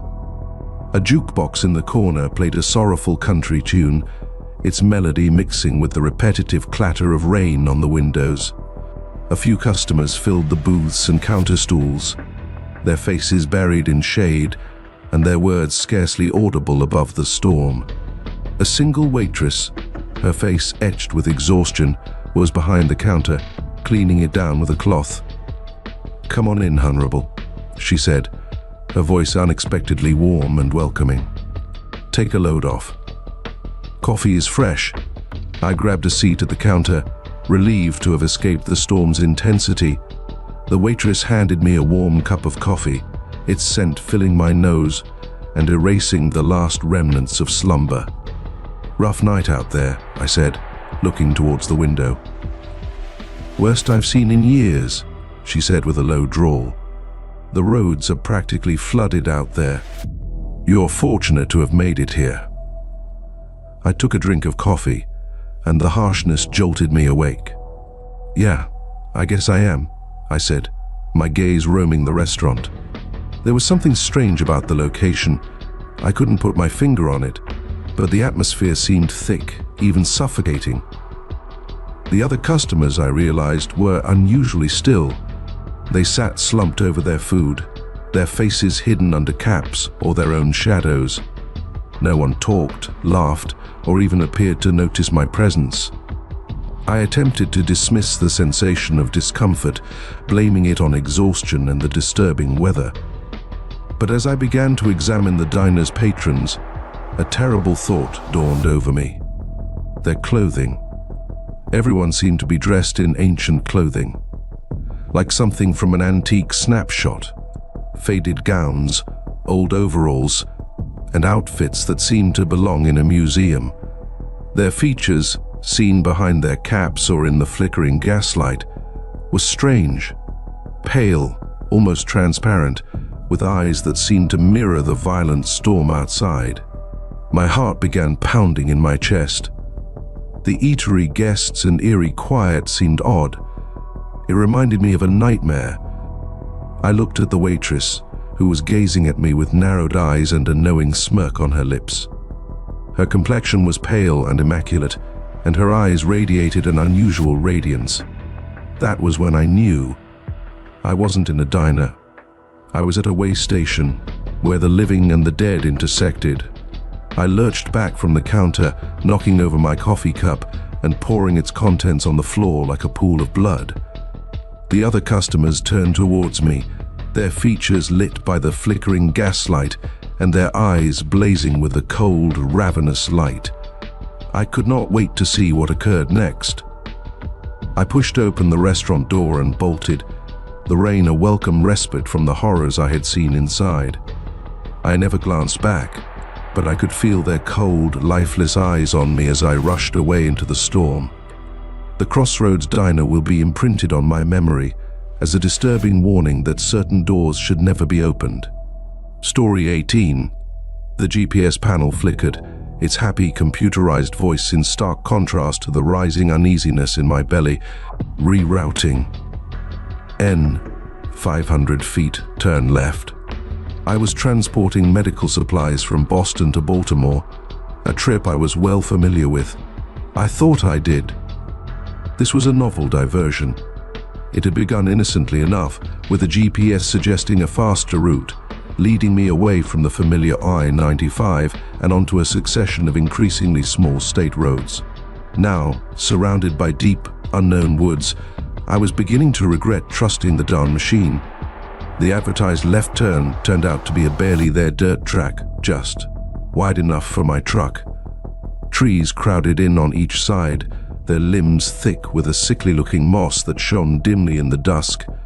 I paused, my fingers hanging over the shifter. Something felt strange. But the GPS persisted on this route, and my delivery deadline was approaching. Cursing under my breath, I eased the truck into the dirt track, the huge tires crunching against the uneven terrain. The forest absorbed the engine's sound, leaving me in an eerie calm punctuated only by the chattering of invisible insects and the odd rustling of leaves. The GPS continued to drive me farther into the woods, the predicted arrival time rising with each mile. The woodland got deeper, and the air was heavy with the odor of moist dirt and decomposing leaves. I hadn't seen another car for what seemed like hours. Then, through a gap in the woods, I saw it. A building. A large, expansive brick and steel building, with gloomy, lifeless windows. A rusting sign, barely adhering to the disintegrating exterior, read, "Cranston Manufacturing Plant." The GPS chimed, sounding almost jubilant. "You have arrived at your destination." My blood became chilly. This abandoned factory was certainly not my chosen goal. I double-checked the GPS settings as well as the address on my delivery document. Everything seemed to be in order. Yet here I was, trapped in the middle of nowhere, gazing at a dilapidated plant that seemed to have been abandoned for decades. A shudder went down my spine. The factory was completely silent, with only the wind whispering through the trees to break it. It felt wrong, as if the whole town was holding its breath, waiting for something. I attempted to ignore my rising anxiety and justify the situation. Maybe the GPS coordinates for the medical supply warehouse were incorrect, directing me to this abandoned facility. Perhaps someone inside might lead me in the correct route. As I exited the taxi, the air was chilly and wet, with a slight odor of chemicals and something metallic, like to old blood. I cried out, my voice booming across the still woods. "Hello, is anyone there?" I received just silence as a response. I approached the facility with caution, my fingers hanging near the tire, iron hidden beneath my seat. The closer I got, the more uncomfortable I felt. I noted that the windows were not just gloomy, but also boarded up from the inside, with the wood rotting and warping with age. The walls were covered with fading and peeling graffiti, with odd patterns and unsettling imagery that sent chills down my spine. I came to a halt before the main entrance, which was a large steel door, locked with a thick padlock. Through a breach in the wood, I caught a glimpse of the manufacturing floor, cluttered with garbage and shrouded in darkness. And then I heard it. A sound came from within the facility, a loud guttural growl, followed by a scraping sound that resembled something heavy being dragged over the concrete floor. Panic overcame me. This wasn't your typical abandoned factory. Something was within, and it didn't want to be discovered. I did not hesitate. I turned and dashed back to my pickup, my heart thumping in my chest. As I struggled with the keys, I could hear the noises from within the factory becoming louder and angrier. The engine came to life, and I pushed the vehicle into drive, not daring to glance behind. The dirt route seemed much more dangerous in the dark, but I drove the truck to its limits, anxious to escape the horror I had walked into. I've never discovered what lurked within the Cranston manufacturing plant, and I never want to. That night, my GPS misled me not just physically, but also into a world of horror and darkness I had never idea existed. Story 19. As I drove into the Flying J truck stop just outside of Knoxville, Tennessee, the air was thick with the stench of fuel and despair. It was almost 3 a.m., the witching hour, and the only other people up were a couple of tired truckers crouched over mugs of coffee and a cashier who looked like she hadn't blinked in a week. I was 3 days into a cross-country trip, my sleep routine a distant memory, and the boredom of the road was beginning to get to me. The quiet in the cab was stifling, interrupted only by the engine's hum and the odd crackling from the CB radio. I used to like listening to the CB conversation, the companionship of the open road, and the shared experiences and cautions that made you feel like you were a part of something larger than yourself. But recently, there has been nothing but static and stillness, ever after the accident. My friend, Mark, had been traveling the same trip a year previously when his truck jackknifed on an icy stretch of roads south of Denver. They never discovered his corpse, only the wreckage of his vehicle, twisted and crushed beyond recognition. I recall the last chat we had over the CB, his voice crackling over the speaker, full of energy and laughing. We were discussing our families, our aspirations, and the normal trucker BS. He was telling me about his daughter's forthcoming birthday and how eager he was to go home and pamper her rotten. Then there's static. A sudden explosion of white noise drowned out his speech. I screamed out to him, my pulse thumping in my chest, but there was no response, just a constant hiss of static. Later that night, I learned from another trucker who observed the collision that the static occurred at the same time Mark's vehicle went off the road. I attempted to get rid of the memories, the guilt, and the lingering sense that I could have done something, anything to stop it. But it hung to me like a shadow, a continual reminder of the precariousness of life on the road. I had finished filling my thermos with coffee and was ready to return to my vehicle when I heard it. A faint voice could barely be heard over the hum of the freezers and the distant rumbling of highway traffic. It came from the CB radio, which was hung on the wall near the cash register. I paused, my heart missing a beat.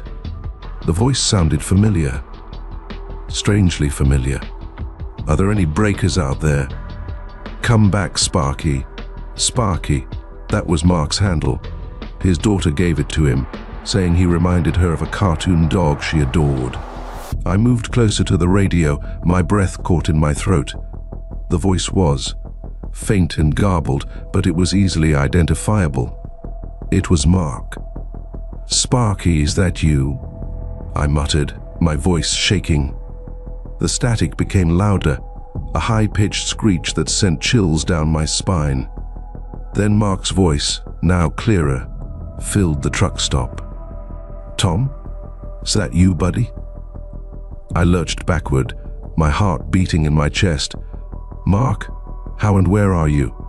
Don't know, Tom, he said with a weird eagerness. It's chilly and dark, and get out. Get out of where? I asked, my voice barely audible. The static resumed, drowning out his response. I strained to hear, my palm hovering over the broadcast button, but the only sound was a constant hiss of white noise. The voice disappeared as quickly as it had appeared. The CB radio went quiet, and the only sound was the buzz of the truck stop's fluorescent lights. I stood there for a long time, my pulse hammering and my thoughts running. Had I really heard Mark's voice? Or was it simply my mind playing tricks on me after a long day of driving and sleeping little? I never heard from Mark again, but that night, at that lonely truck stop, I believe I heard my deceased buddy beckoning to me from beyond the grave. Story 20.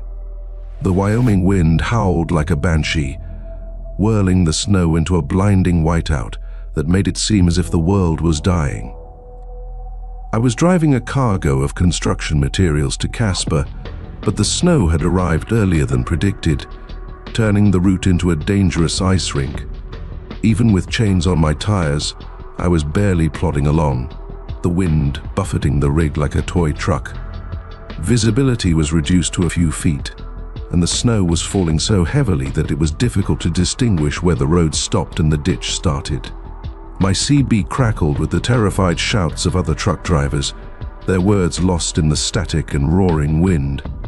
I was stuck, alone, with the storm approaching like a ravenous beast. Then, amid the whirling snow, I saw it. A small light flickers in the distance. In the bleakness, there is a ray of optimism. I tightened my hold on the steering wheel, my pulse beating with terror and hope, and carefully guided the rig towards the light. As I approached, the light showed a modest wooden cottage, its windows blazing brightly in the dark. Smoke curled from the chimney, a witness to the fire that undoubtedly blazed within.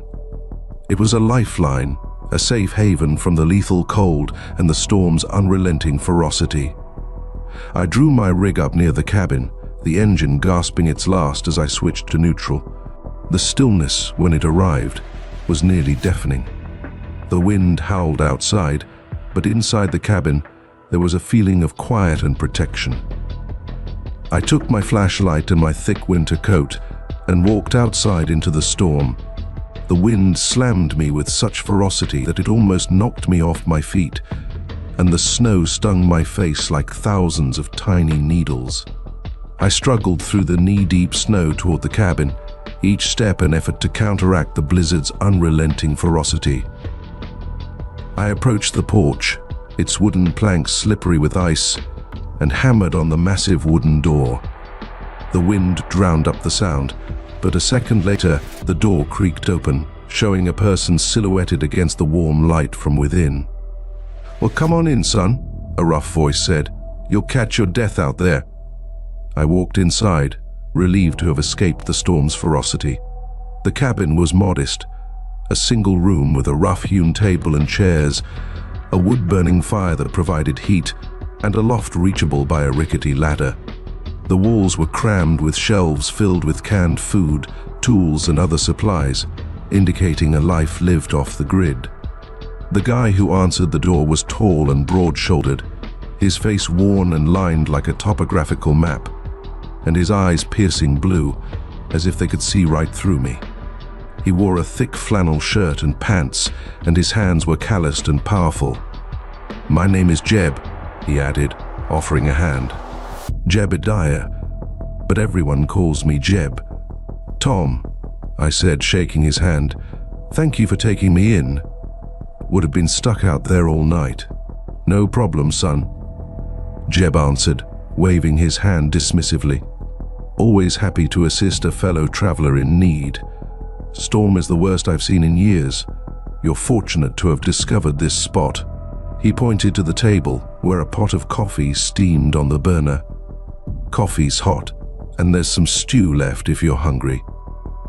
I poured myself a cup of coffee, feeling its warmth flow throughout my freezing body, and took a seat at the table. Jeb joined me, his eyes examining me with a calm intensity that made me feel a little uneasy. So, where are you going in such a hurry, Tom? He said, his tone rough, but not hostile. Casper, I responded. We received a delivery of building materials. Would have arrived hours ago, but the storm. Casper, huh? Jeb laughed with a rumbling growl in his chest. That's a long way off, particularly considering the weather. We'll be lucky if you get there by tomorrow. We spoke for a little longer about the storm, life on the road, and the isolation of the open roadway.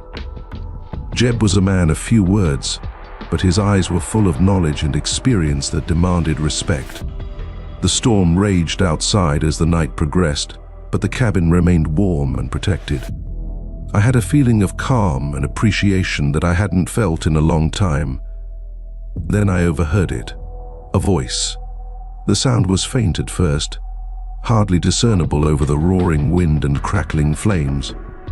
It seemed to be coming from the loft, a low, sorrowful murmur that sent chills down my spine.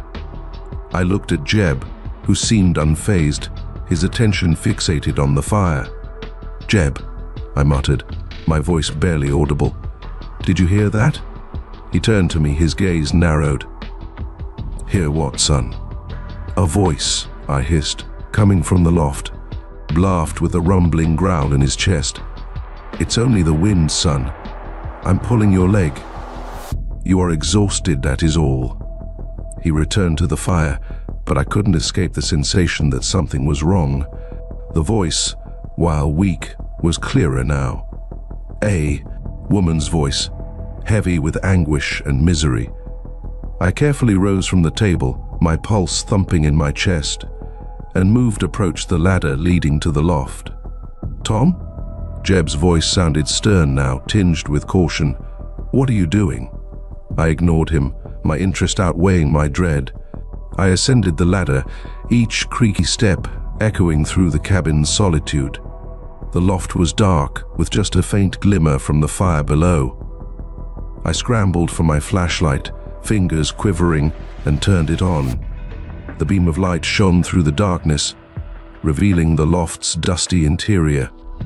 And that's when I saw them. Hundreds of CB radios sat neatly against the far wall, their antennae pointing at the ceiling like accusatory fingers.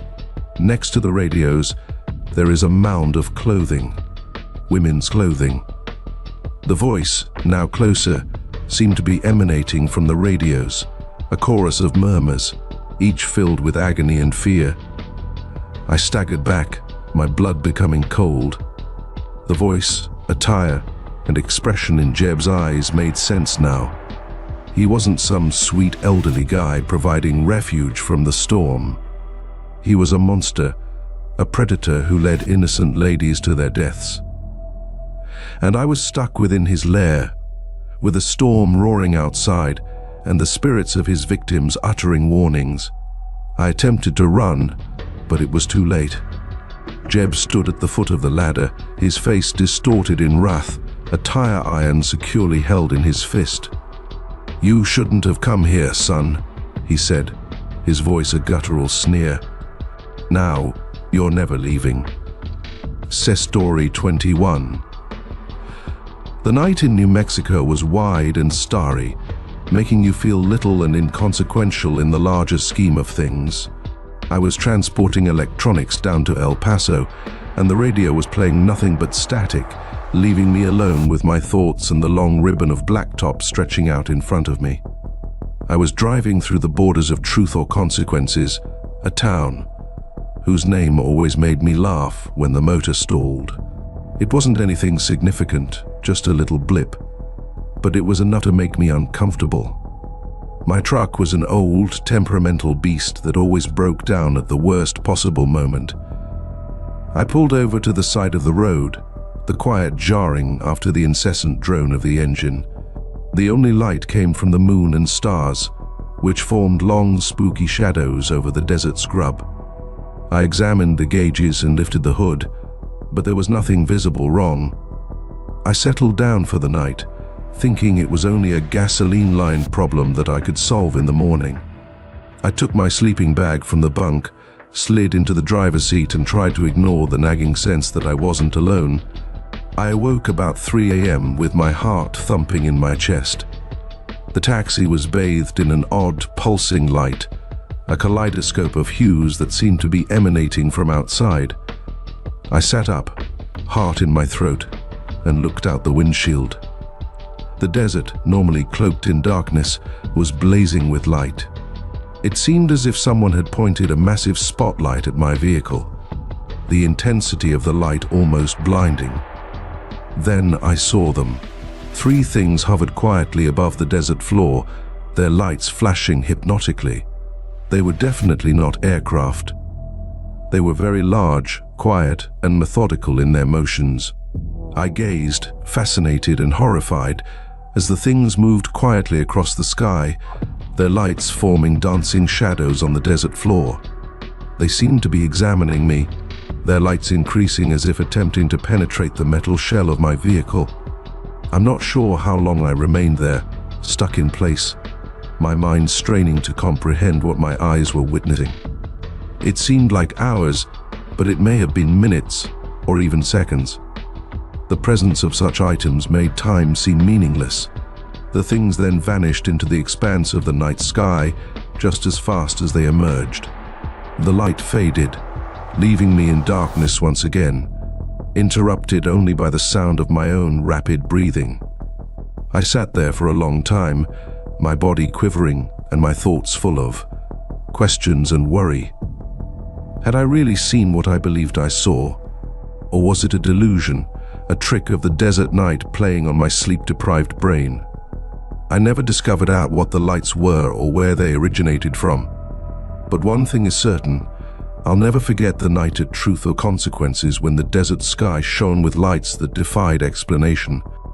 Story 22. As I drove along a desolate stretch of Route 66, the sun was setting below the horizon, painting the Arizona sky in orange and purple. The air was heavy with the scent of dust and sagebrush, and the only sounds were the drone of my motor and the odd shriek of a hawk hovering above. I was transporting ancient furniture from Flagstaff to a collector in Oklahoma City, a journey that always made me nostalgic for a bygone period. Route 66, known as the Mother Road, is a ribbon of asphalt that once transported a nation's hopes westward. It was now primarily a ghost road, bypassed by the highway and haunted by recollections of a slower-paced existence. When I spotted her, I was deep in concentration, recalling the tales my grandpa used to tell me about his days driving the Mother Road. A lady stands by the side of the road, thumb extended in the ubiquitous hitchhiker sign. Now I know better than to pick up hitchhikers, particularly on such a lonesome stretch of roadway. But there was something about this lady that pulled me in, her head held high, her shoulders straight. My curiosity took over, and I slowed the truck. As I went closer, I saw she was stunning, with long, flowing black hair and piercing blue eyes that sparkled in the fading light. She wore a long, white gown that appeared to shimmer in the approaching darkness. I pulled over a safe distance ahead and rolled down my window. "Need a lift?" I cried out, barely heard over the engine's rumbling. The lady gave a sorrowful, forlorn look that sent shivers down my spine.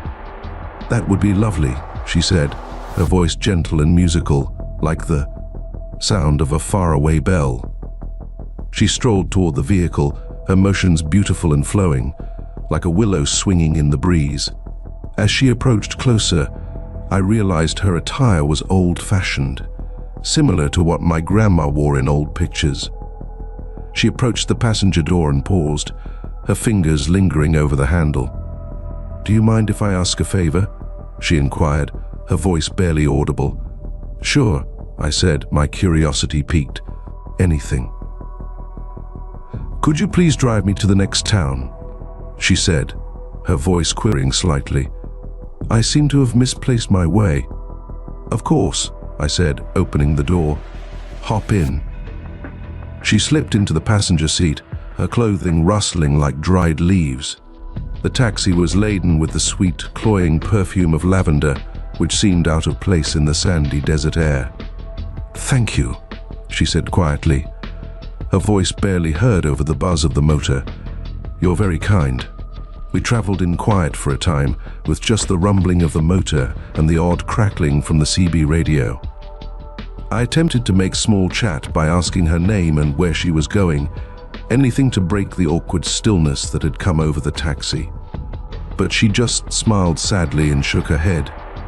"It doesn't matter anymore," she said softly, her voice filled with a profound, enduring sadness that sent shivers down my spine. I looked at her, my anxiety increasing with each passing mile. There was something strange about her. Her skin was light, quite transparent, and her eyes seemed to mirror the increasing darkness outside, which seemed to be seeping into the cab and freezing me to the bone.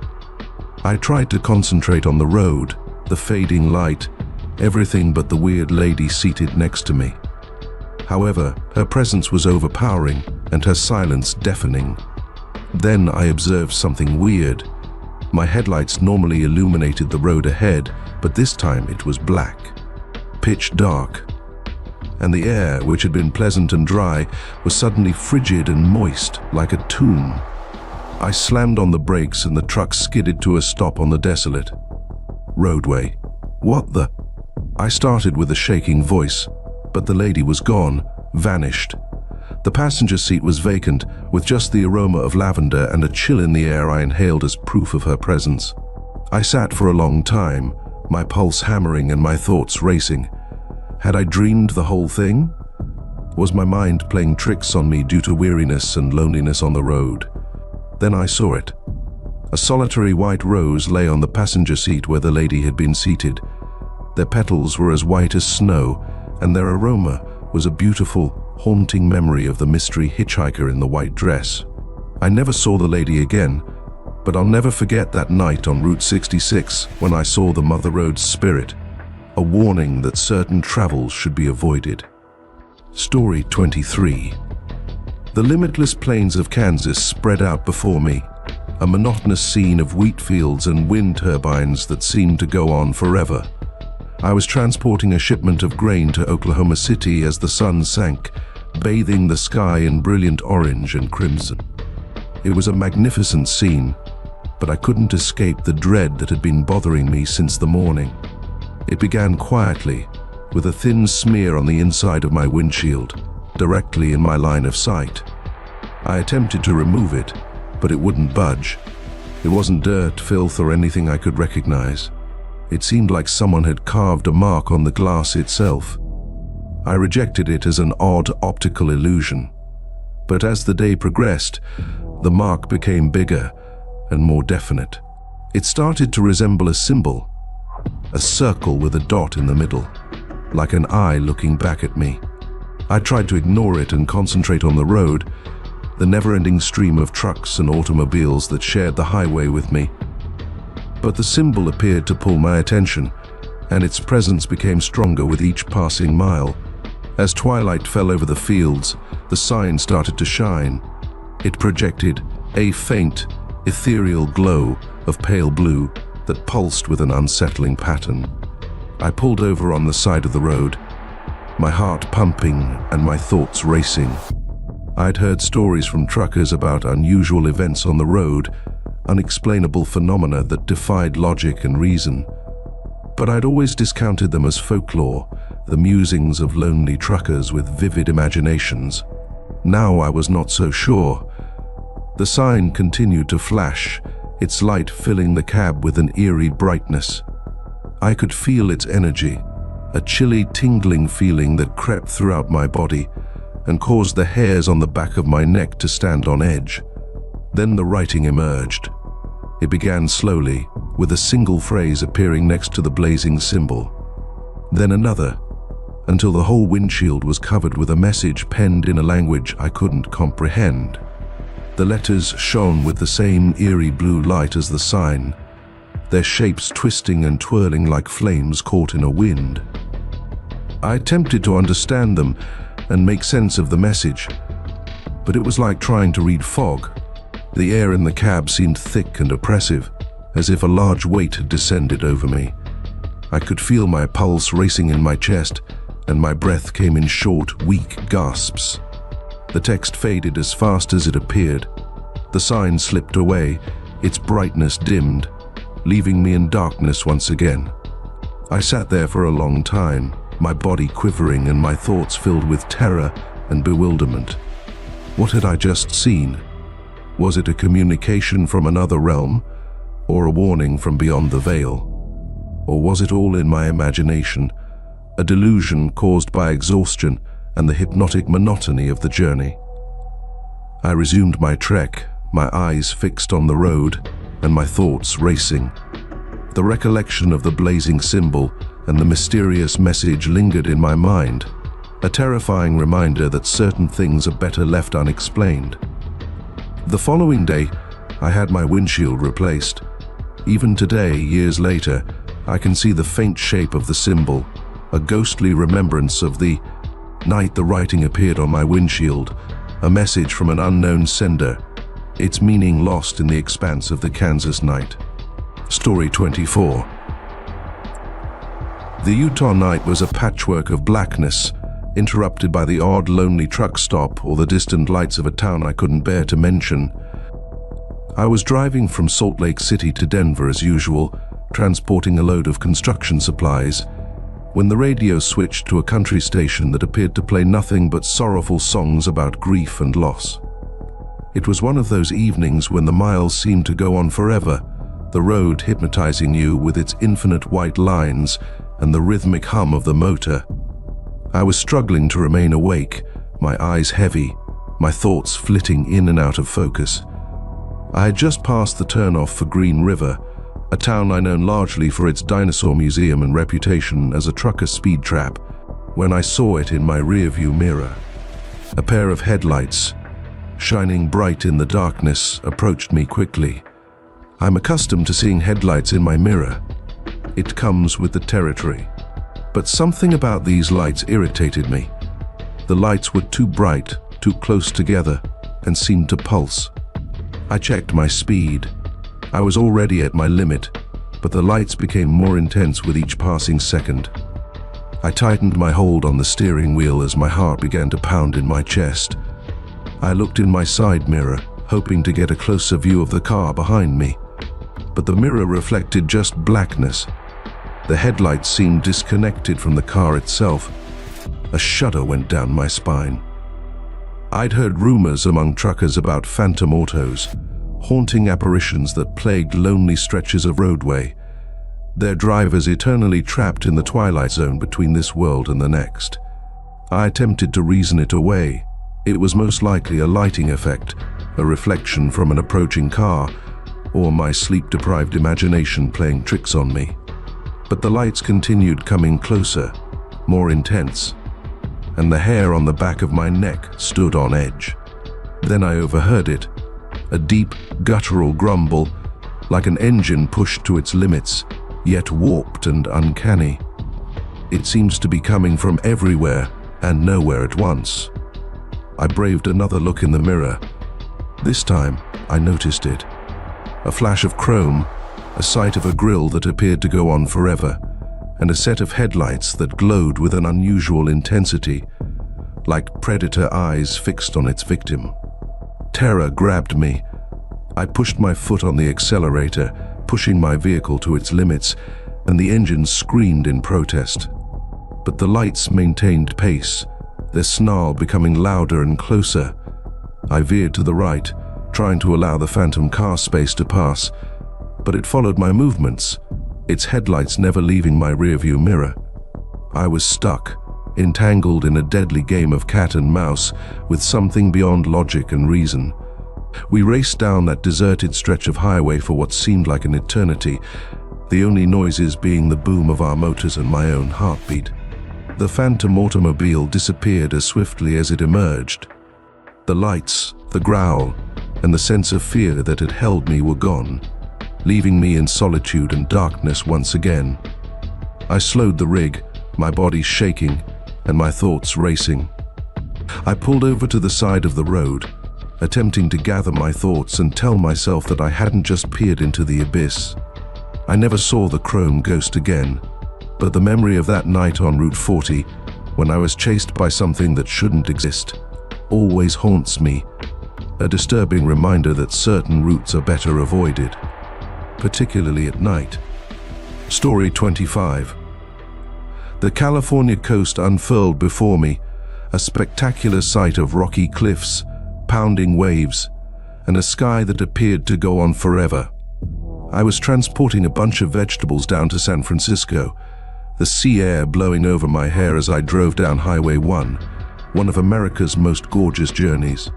It was a wonderful day, the type that makes you forget about the long hours, the tiny taxi, and the solitude of the open road.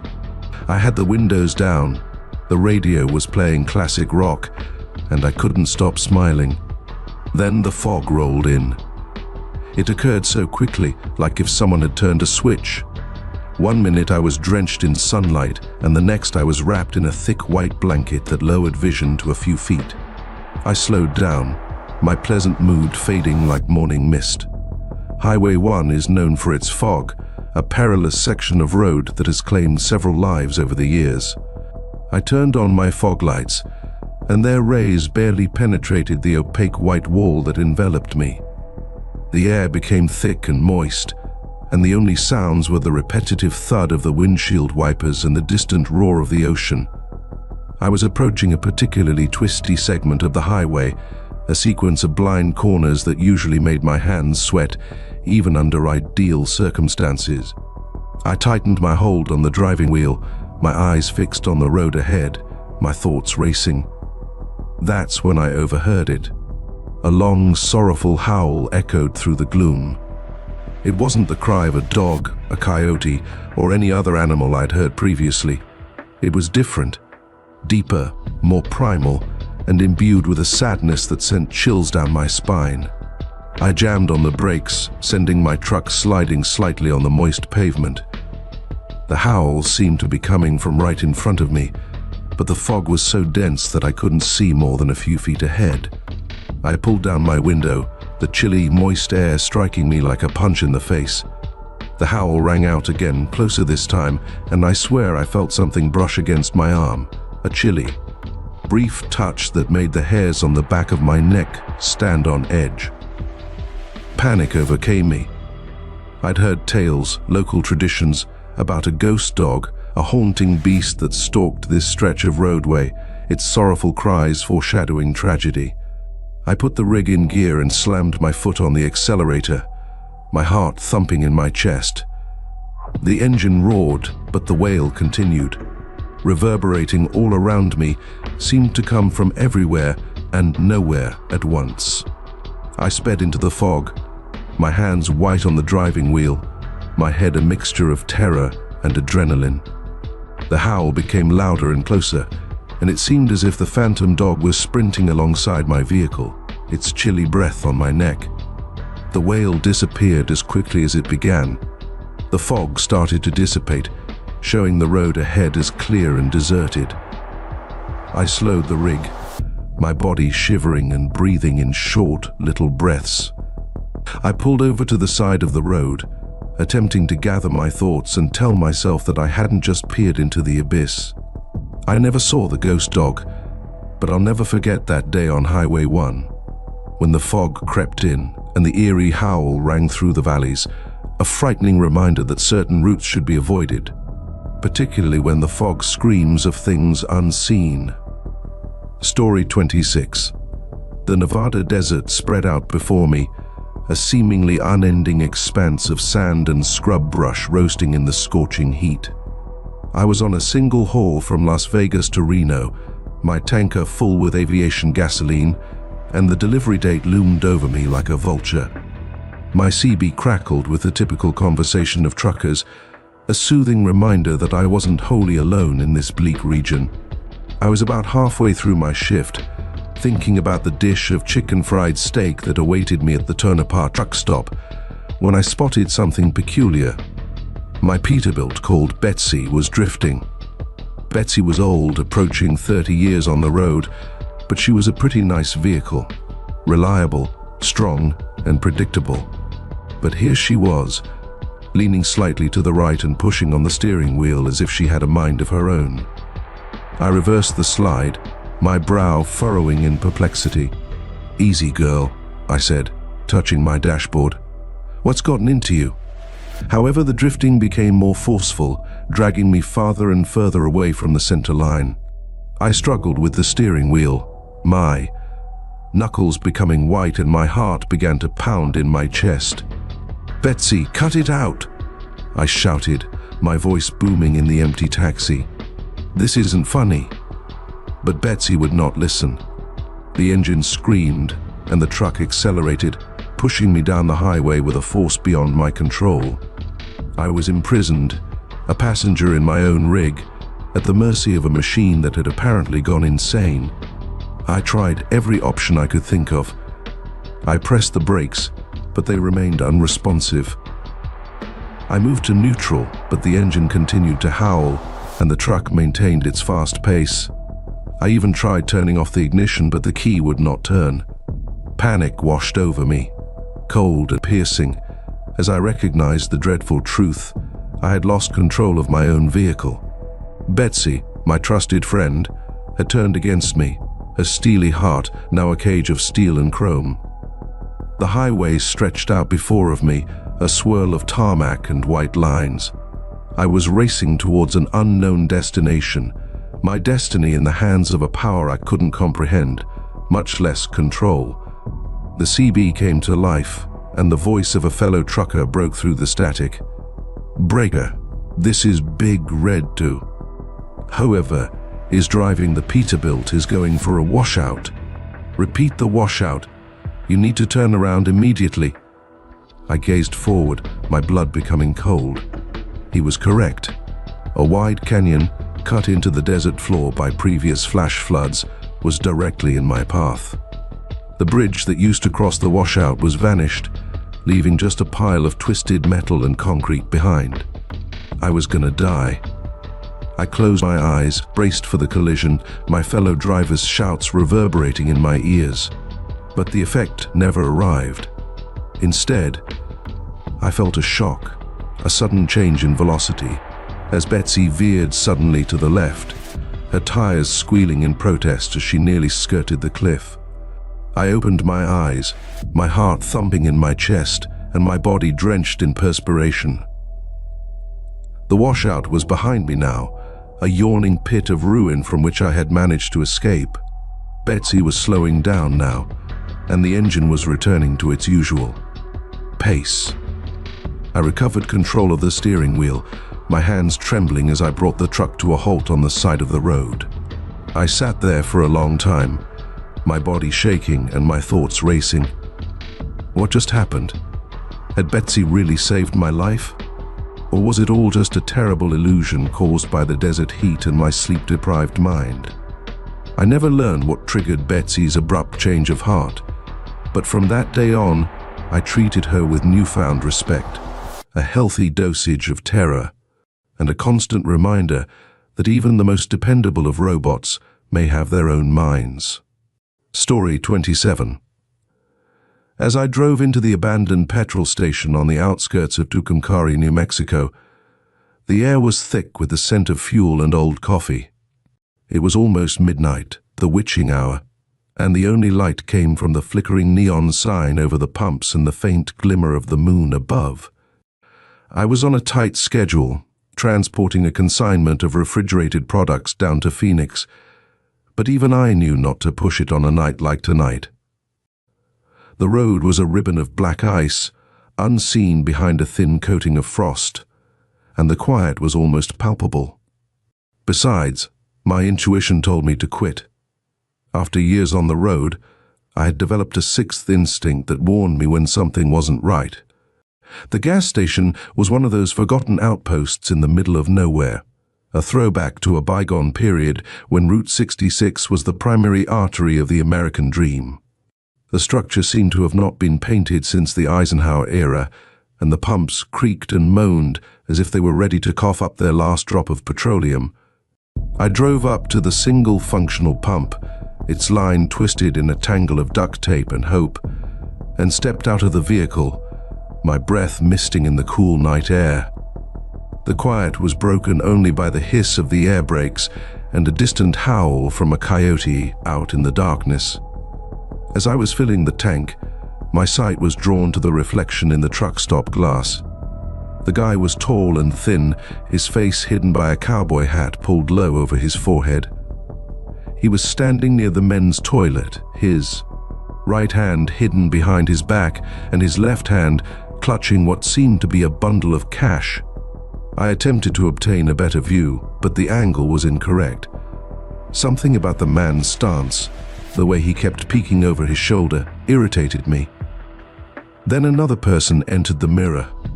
A woman's face is shrouded in the shadows of a hooded sweater, her hand extended as if reaching for the money. I stared, my stomach twisting with anxiety, as the man's hand moved at a pace that belied his nonchalant position. There was a flash of metal, a glitter of moonlight on polished steel, and then nothing. The lady collapsed to the ground, a black stain spreading on the sidewalk underneath her. The guy hovered over her for a minute, his face concealed in darkness, before turning and walking calmly towards a beat-up Ford pickup vehicle parked at the lot's edge. I couldn't believe what I was seeing. It had all occurred so quickly and quietly, like a scene from a nightmare. The bloodstain on the pavement, highlighted by the flickering neon sign, served as a clear reminder that this was not a dream.